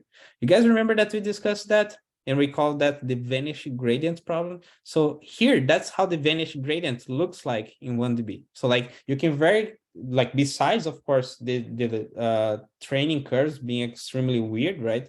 it was like predicting reasonably well, and then the performance drops to 40%, you can very clearly spot directly in the gradients plot that the gradients physically disappear, they collapse, right? So like at this point, this model can no longer train. And why did it happen? There are several potential explanations, right? It got stuck in a local minima, or the gradients were just too big to the point that there is another thing as well, that's like the exploding gradients, right? So the gradients were just too big, and at some point you become just like infinite, right? Like numerically speaking. So like the gradients, they also stop training and they also collapse to something that looks like this. Okay, we discussed a lot the vanishing gradient, which essentially stands for like getting stuck in the local minima. So like the gradients are not relevant anymore for the model to keep training, right? But there is also the exploding gradient, which is like in the other end of the spectrum. Okay, but let's look at the other models that we trained, right? So let's get to this second one. And here's another thing that 1DB does for you that's very nice. So you don't necessarily need to get to the link for you to be able to inspect how the training went, right? You see that from here, we basically have a summary. So after a few epochs, there was a collapse of the accuracy. So like that already gives you like an idea of how this training session went. Now let's get another one that probably went better. This one looks better. So you see that the accuracy was like constantly going up. So let's take a look on this one then.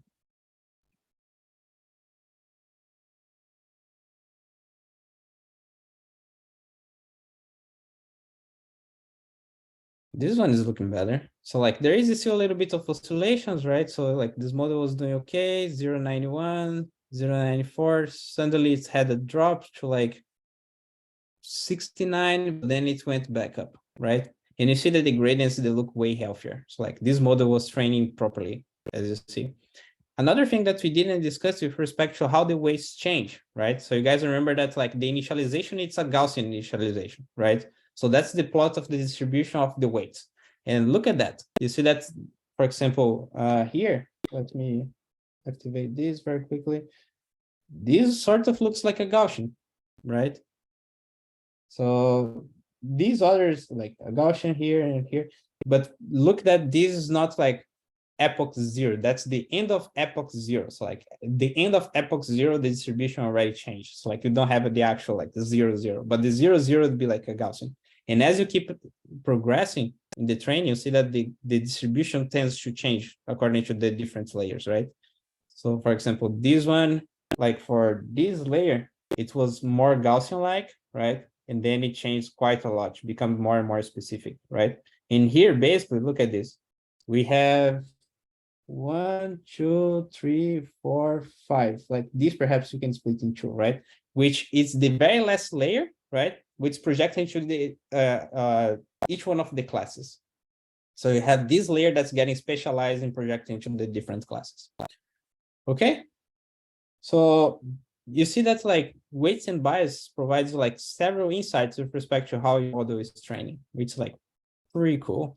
And you can get like some information about the memory usage, power usage, the temperature of your computer while this analysis was being done, right? So like if those things can be deal breakers for you, right? You can make this inspection with respect to like how much energy is being demanded, right? It's like how much energy I'm gonna need to deploy this model like in the wild, for example. Can I deploy this to be used in a smartphone, for example, you know? So those are like some useful insights that you might gain with this platform. Okay, enough of this. So like, let's go back there, right? So here I have like very quickly summarize how you can use weights and bias to evaluate specific training sessions, right? Now, let's see another example, right? So that was for the feed-forward network, right? Where basically what we do is to flatten this input data and pass it through the feed-forward network. Now let's see how the performance would look like if you use a convolutional neuronal network. So that's what we are going to be defining here. So you can already see that the first thing that we observe is that no longer we start with linear layers, right? Now we have Conv2D layers, okay? So what are the inputs of the Conv2D? Let's see here. Conv2D PyTorch, so we can see the definitions.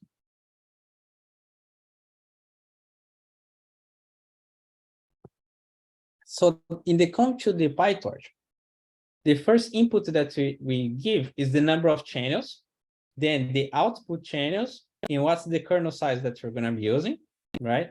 And then next is the stride, right? So by now, you guys all remember what's the stride. So the stride is by how much I'm going to be moving the kernel. This is the kernel size that we're going to be defining. The kernel size, let's see here. The kernel size, you can pass either integer or a tuple, right? So all the kernel size that we have been dealing with so far, they were like square kernels, right? So like all I needed to do basically is to define one of the sides of this kernel that I'm going to use to convol. But I can also use not square kernels. So like in case that I want to use something that's like instead of a 3x3, it's actually a 3x2, I can pass a tuple in this case. Okay, so that's essentially the type of kernel that you can specify there. The same thing for a stride. So like if I don't want to move just like I want to move just one position in horizontal, but I want to move 2 rows down every time that I do this step. So I can also pass a tuple like for a stride. Same thing for padding and dilation there. Okay. So let's see what are the inputs that you're using for our model here, right? So we're passing 4. So you guys remember that 4 stands for what is the number of channels that I'm giving as input. And I have like 3 colors and 1 for infrared. The output that I want is 6. So I'm not increasing by a lot, right? If I have an input 6, that implies that I'm using 6 filters in the first pass, okay? And then the number of, the third number here that I'm specifying is the kernel size. So like, remember that I had an image that's 28 by 28, right? And I'm passing a kernel size 5. So like, that's a pretty big kernel for this image. I could use a smaller kernel, right? Which would give me like even finer resolution in space, which perhaps would be beneficial. But let's see how this performs here. After that, I do the pooling, right? So the max pool, we can take a look on what's the definition of the max pool. Second, just gonna put the charger here. Okay, so let's take a look on the definition of the max pool. So the definition of the max pool, the first element is the kernel, the second one is the stride, right? So let's see here, what are we using? We are using kernel 2, and we're using stride 2 as well. So like you see that we're using no overlapping windows, right? So like for the max pool, which is essentially what we saw in this slide, right? So like there is no need to actually have overlap windows like in max pooling. We just want to decrease by a factor of 2 in this case, the resolution that's coming out from the first convolutional layer. Then next, right? What's the number of inputs that I have in terms of like number of channels, right? So like the max pooling, as you guys remember, is done channel wise. So if I had 6 channels in after the first convolutional layer, the second one is still has 6 channels because like the max pooling doesn't change the number of channels. It's just like spatial resolution, not in depth, right? So like here I go from 6 channels to 16 channels, right? We're still using kernel size 5. Now I'm gonna flatten the image. You guys remember that we had the flattening operation before we do like the fully connected layers. So here I'm flattening. At this point, after all these operations of like 2 convolutional layers and 1 max pooling, I have a representation that's 16 by times 4 times 4, right? And then I'm gonna flatten that, as you can see here, like in the forward. So I flatten this volume, right? Should be in this dimension, then I project it to 120. So like I make it the dimensionality smaller. Then from 120 to 84, 84 to 6, where 6 is the number of labels that I have. Okay, and then you can observe here that's ReLU everywhere, except like in the last layer. The train loop is exactly the same as we had before. So like nothing new here. I'm going to skip this whole section because the training per se is exactly the same. There is nothing different there. And once again, I'm going to be very...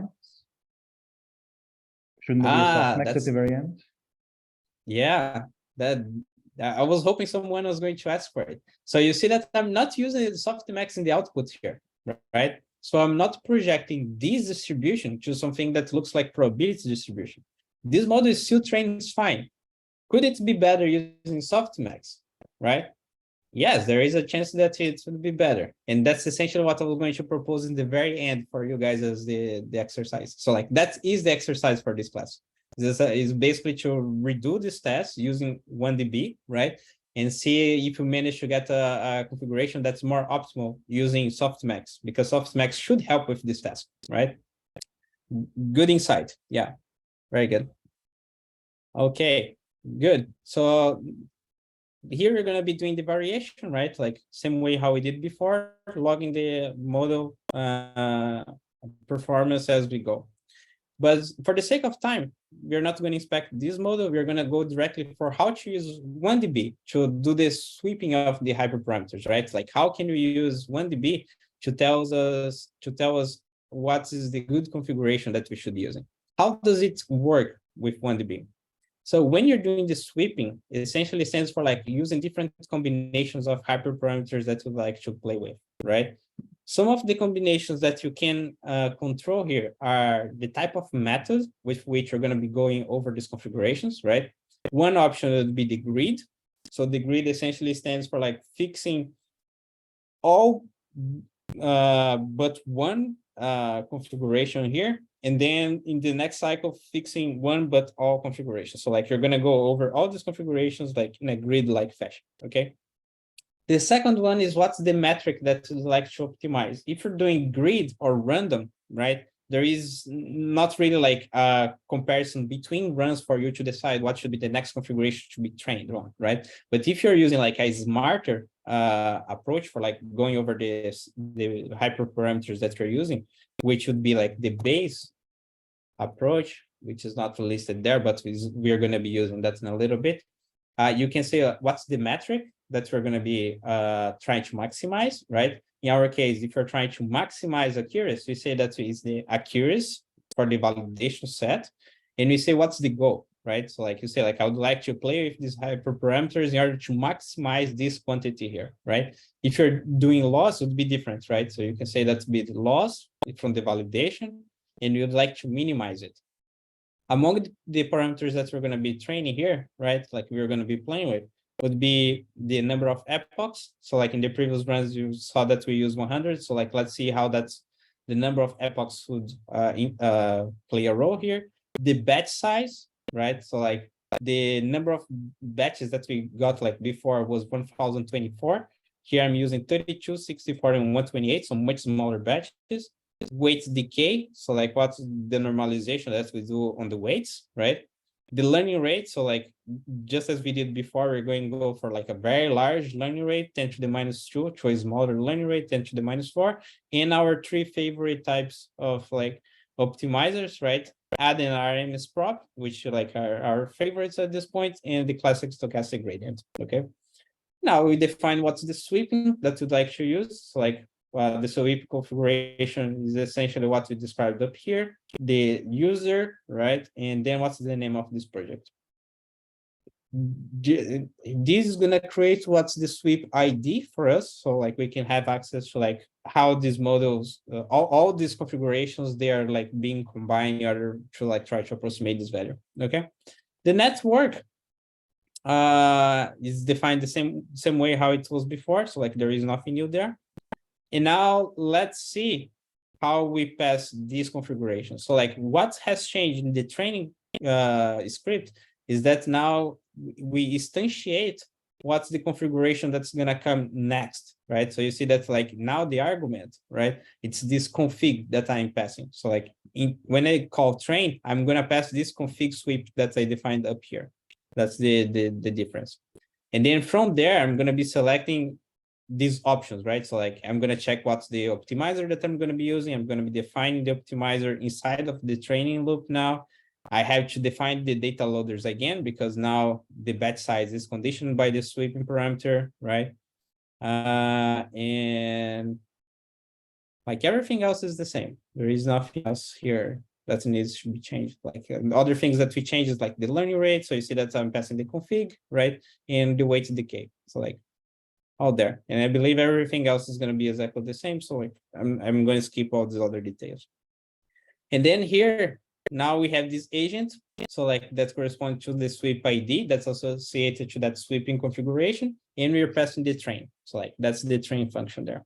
And okay, now we train this, right? So like if you come here to the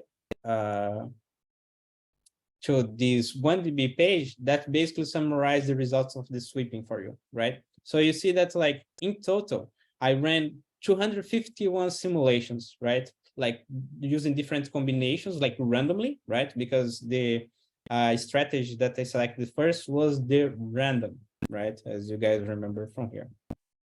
So like I'm randomly going to be using different combinations here, okay?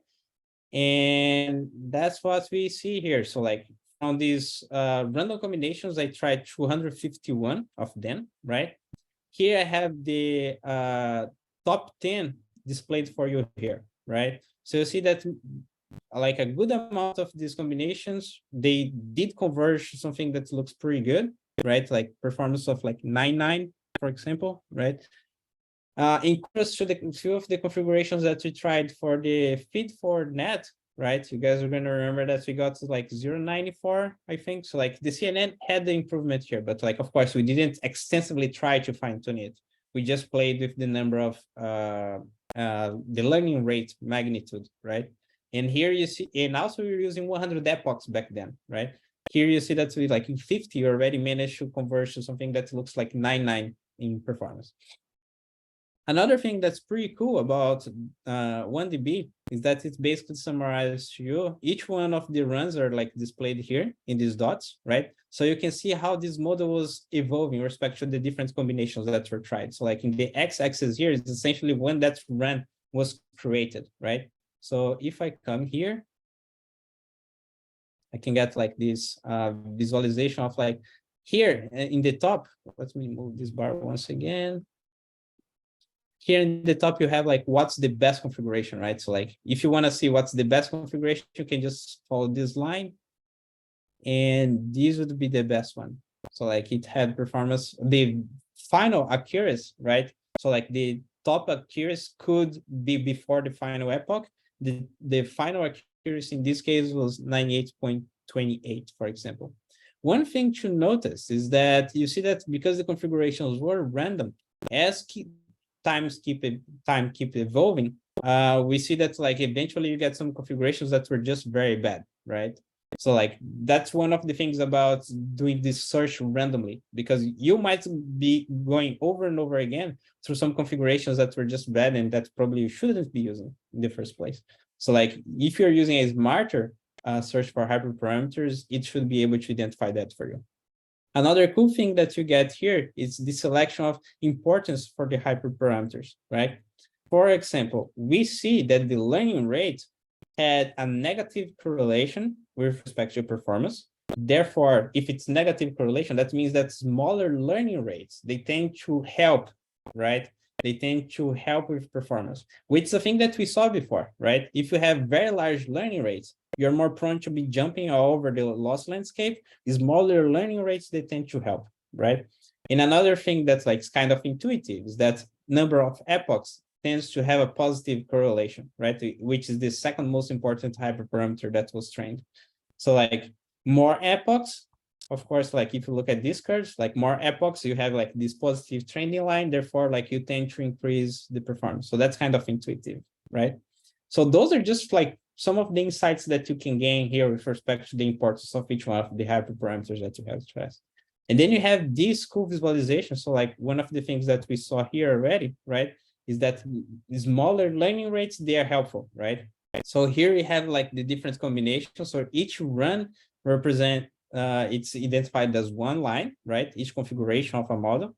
And then you see that like the biggest learning rates, they're the ones that gave the lowest performance, right? While the smaller learning rates are the ones that gave the best performance. So that's also represented here for you. Okay, now we have seen how the random performs, right? We went through like 251 study cases, like for us to manage to converge to what looks like a model that performs well, right? Let's see what would be different if we are using Bayesian search now. So like, let's go back here. So like for this second, I'm going to be using Bayesian search. So like now I have a smarter way of going over the hyperparameters based on increasing the likelihood of finding a better set of parameters, right? So like now I have a second metric that's like a log likelihood for trying to find the best hyperparameters here. The network is still the same, right? And the training algorithm is still the same as we saw before, right? I included one more optimizer here, but that was a mistake because that was not included in the possible optimizers. There was just one optimizer. The number of epochs that I'm going over is like from 10 to 100 in this case, and the learning rate is still in the same range, right? So now we initialize this training session, right? Let's see how it looks like for the Bayesian now. The Bayesian. The Bayesian is here.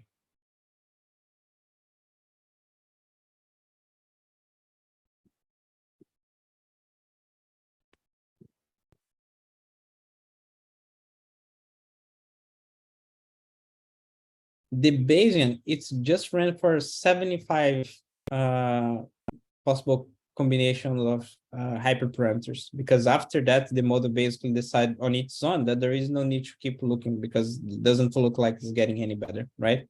One thing that I hope you guys can appreciate immediately here with respect to these plots that you saw before is that, let me see if I'm cropping anything here.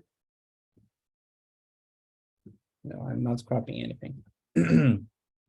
Is that we no longer have like combinations that were like super bad. Remember that like we had several combinations that were basically leading to a vanishing or explosion of the gradients. Therefore, it was just plateauing at 40% of accuracy. We don't have that with Bayesian, right? Because when you find a combination that like seems to be promising, you just basically stick to it, right?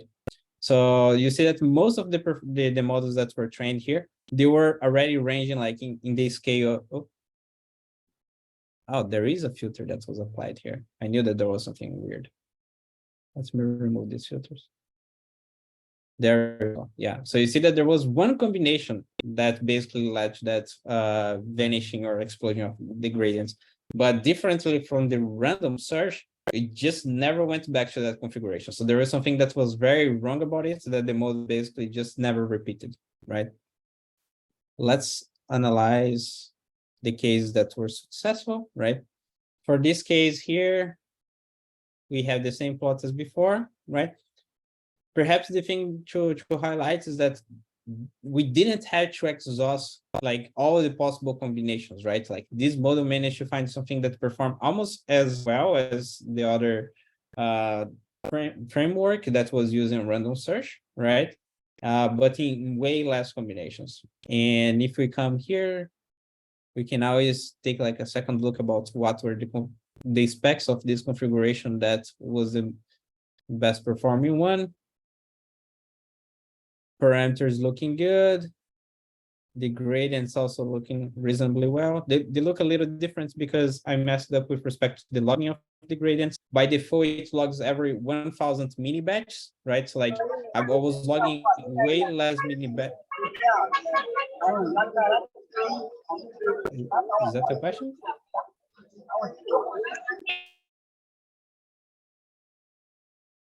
Okay. I guess that was just a mistake then. Okay. So yeah, but you see that the gradients, they also, although they are more discrete here, right? Because I messed up with respect to the logging. Instead of logging every mini batch, I was logging every 1,000 mini batch. That's why it looks more discrete. Then you can take a look on the training curve. The training curve is looking good. Could be smoother, but like it's not bad at all, right? The loss curve also behaving pretty well. You have the same metrics of the system that you had before, right? Which is also being logged like every 1,000 millibytes, so it looks way discrete, but yeah, ideally that would have more information for you. Any questions with respect to 1DB and how to use 1DB to help with like the hyperparameter search? This Bayesian search is some kind of birth death algorithm, I'm guessing, no, where you swap out one of the parameters and flip a coin based on how much better or worse it is. Or how do these Bayesian? I know that it has a probability component on it, which, like, to the best of my understanding, is trying to maximize the likelihood of finding a combination that's successful based on a previous experience. Now, the intricacies of it, I'm not entirely sure how it works. So, like, that's where my knowledge caps with respect to how 1DB use the Bayesian strategy for searching for optimal parameters. I just know that's more optimal with respect to, like, grid and random combination. Yes, because you kind of discard the bad models, like you said. Like, Right. Okay, Valdrich. Yeah, I was curious about using another way of like creating the grid. Over here, you've given discrete values of learning rate, for instance. Is it possible to use something like latent hypercube sampling or something else that could better represent the entire possibilities? I guess you're suggesting perhaps like a continuous variable where just giving the main and max and then you sample values from it? Exactly, yeah, something like that. I see. Yeah, I think that would be interesting. I don't know if that exists in 1DB. I know about the discrete search because that's essentially what constitute like composes a grid, right? Like it would be a run over like discrete values. Definitely, but yeah, I mean, I never heard of the continuous strategy for defining hyperparameters in 1DB particularly. I mean, in grid would be difficult for Bayesian. I think you could do it, right? Because you just draw a random hyperparameter, and then you draw another random hyperparameter, and then if it's better or worse based on that, you move on. Yeah, no, that's definitely a good question. I'm gonna take a look. Yeah. Yeah. Cool. Any other question? Can I ask, is this Antonio, is this also your personal way of like trying to find the optimum hyperparameter for both the info? Yeah, I do that. Like for most of the projects that I'm just trying to do like a hyperparameter search, right? Like I do a couple of tests with things that I think are reasonable. Then I get to the idea of like some boundaries, like, okay, so like I test what would be a very bad, like in the lower spectrum hyperparameter and what looks reasonable, like in the maximum spectrum. Then I give a couple of values in between, like also discrete, right? Because if there is actually a continuous way of doing that, I think that would be actually very interesting. So I should definitely check it out. But then I try a couple of combinations within those ranges, right? For different hyperparameters with respect to like number of neurons in each one of these layers, right? Like number of layers. I change usually not the optimizer, but like number of epochs, like learning rate and so on. So like I do that quite a lot as well. Always using Bayesian approach for the search. This is faster than running research, like commented last week. Is this process? How many what? Sorry. Is this kind of faster than for the Git to run like grid search, like changing like last week the pseudo code for like the different learning rates and the different hyperparameters, and then is this the Bayesian way like faster to identify the? Yeah, it's faster in the point of view that you don't waste time going back to bad configurations, right? So like you're just like focusing, narrowing your search spectrum like to a specific set of configurations that seems to be more promising, right? So like you don't waste time like going over configurations that already have been shown to be bad. Okay. Thank you.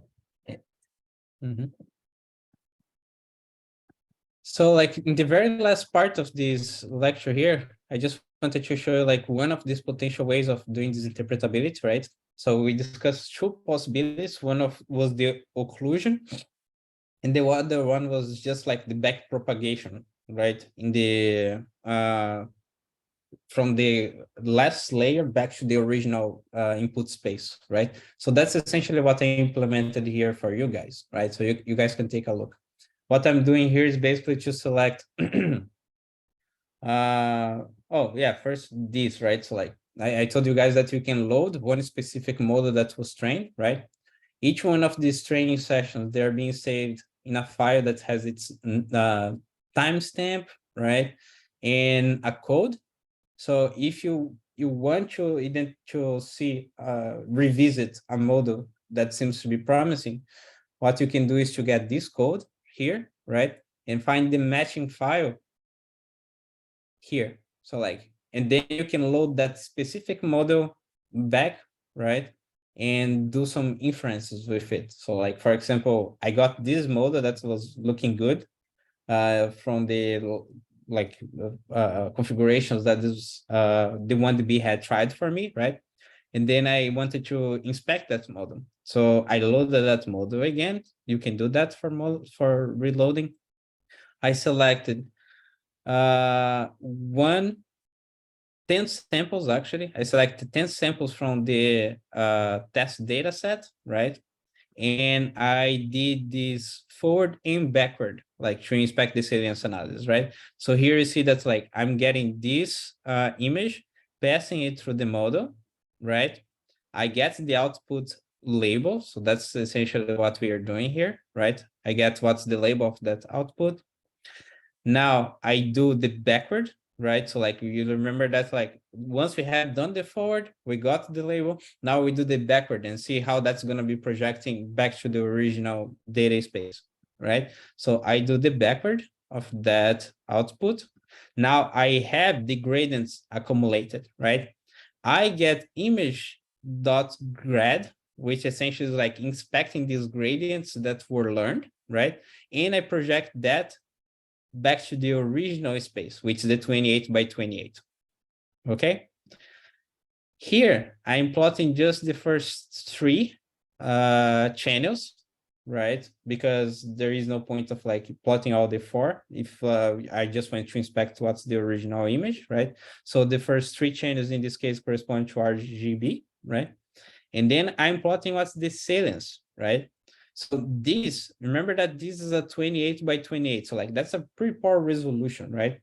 And in this case, for this image that was labeled 2, right? So what was the label 2? I don't remember now. Label 2 was 3. So those are pictures of like some forest, right? So like for those trees, I had these pixels that were more salient, shown here like in yellowish color, right? So those are the pixels that basically they would be identifying the location of where these trees are, right? You see that the prediction was indeed that this is a image that corresponds to the class trees, if you will, right? And those are the pixels that seems to matter the most. This resolution is not great, right? For example, if you really want to design a network that has a better salience output, you do more incremental like operations. So for example, you use a smaller kernel size, so like you don't lose a lot of information from just like one operation that's being done in the input image. So like you guys remember that the image is 28 by 28 and the very first kernel that I'm using is 5, right? So like it condenses a lot of information very fast. So like if you want to preserve more information so you can retrieve salience, you use like a smaller kernel, like a 2 by 2 kernel, you know, like with like perhaps no max pooling, right? So it depends on what you're trying to do. If the only purpose of this network was classification, then you see that we're doing great, right? Like 99% of accuracy, right? But with respect to the salience gets a little compromised here, like.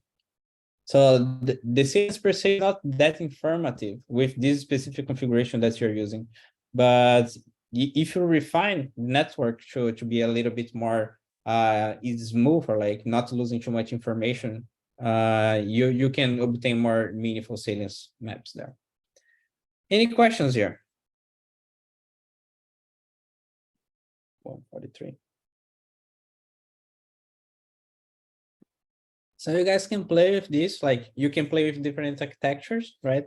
For example, you can change the kernel size to make like the kernel not so aggressive between the operations, right? So like if you're gonna make the kernel is smaller, you might want to increase the number of convolutional layers that you have. You're just using 2, right? It's a pretty small model. So you can decrease the kernel size and increase the number of convolutional layers that you have. That probably is going to help you to get like more meaningful salience if that's your goal. You can see how that's going to change also with respect to performance of the model. Does it help or not? Another very important factor is that we are not using softmax. We said that softmax helps with like the predictive performance, right? So like that's another good exercise is to include the softmax layer. So like if you guys want to see how to put softmax in PyTorch, is no different from how we were calling the sigmoid. So you see that like we just call NN softmax. If you recall how you're calling the sigmoid was NN sigmoid, hyperbolic tangent was NN tang 8, right? So cool. Any questions, guys? Because I kind of need to head out in 1 minute.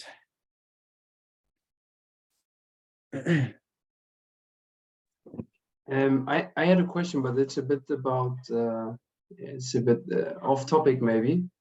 But I was starting to play around a bit with the machine learning algorithm, and I noticed that because I use my own data, and I noticed that I have a case that there is an unbalanced data. So I have a lot of and in my data set I have a lot of zeros and a few ones because I'm trying to classify. Is it a good idea to just create a balanced data set to train and test the model, or? There are other techniques that you can use, right? So like classification with unbalanced data. So like basically what you do, remember that we had this sampler, that the sampler was just like randomly sampling samples from the training and the test set. So that basically samples the samples with uniform distribution, right? Like so all the samples they have exactly the same likelihood of being sampled. So people have developed weighted samplers. Let me see if here they mention one. PyTorch.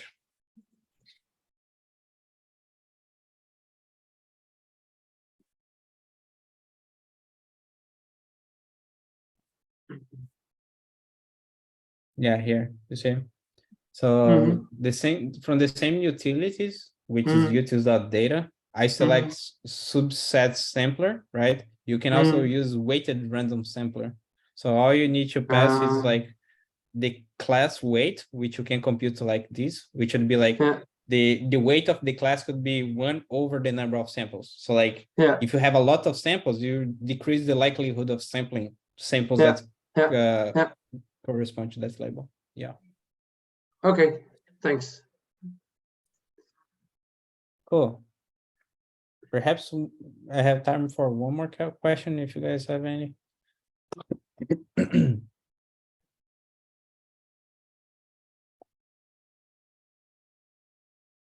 If not, maybe we can call it a day. Okay, seems no question. Yeah, if you want, you can close. For you, Antonio, I will just brief the students with some information about the final project. I sent an email today concerning how to organize your final project. Antonio will be in also in Matera, so it's going to be 15-minute talk. So it's going to be 15-minute talk plus a 15 minutes Q&A, okay? If you are not coming to Matera, please send me when you want to present, okay? And then we will allocate the time first for the people remotely, and then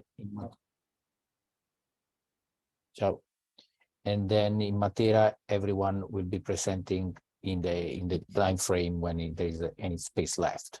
It's going to be Thursday and Friday presentation, but if anyone remotely has any issues, we can do it also the connection the day before. yeah, so if you have any question concerning the final project, there is time to ask now.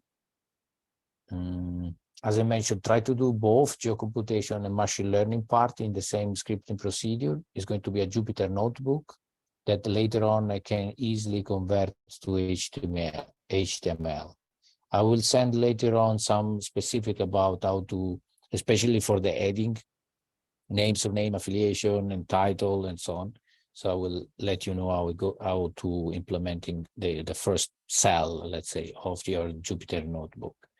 If you already have a very strong skill in geocomputation and you want to focus in machine learning part, just for the modeling, feel free to do it. You can, let's say, working directly with the table, like, for example, for Samuel. So that's it for the overall.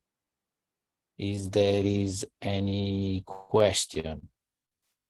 Yeah, the question. So, for instance, my input data is a bunch of satellite maps for ultimately all of Europe. So for this, but they're different layers. And right now they're in different scripts. So should we all consolidate them into a single script for this class, for the final handover, right? Did I get this right? I mean, you can also, whatever is more understandable, can be even two scripts. You know, okay. One for the geocomputation, another one for the machine learning. What I mean, I say one, but can be even two, no problem. Whatever is understandable from a logical point of view. Okay. Try to also to use something that you know can be representative if it's really time intensive from the computational point of view and you're not able to run. Try to make a sample and make it smaller and try to present something that you are able to achieve until that, okay? So we are quite flexible in this regard. Full scripting procedure that can work without issues, let's say, yeah, with a scientific and logic. Then for the presentations, for the presentations, do we present our script or is it? Yeah, you just present talk it through the Jupyter notebook. Of course, try to also you know making some tests about the topics, final plotting procedure that you want to say, some image, PNG image from previous, for let understand what is going on. It's going to be just the Jupyter notebook, yes. So excellent. I send also the link with the project from last year, so you can have a look. There is the video recording and also the Jupyter notebook, the HTML part, so you can see what the other people present, and probably you will find something related to what you are presenting, something close, you know, in terms of subject or technique implementing. You can have an idea about this. Okay. But in Matera, as I mentioned before, try to write. Yeah, the first 3 days is hackathon, so we are not going to have long lecture. Maybe Peter is going to talk 1 hour and Antonio another hour, something really short. So you still have 3 days to work on it, but you know, try to come over there with the draft already done. In this way, you can really use the skill of me, Peter, and Antonio to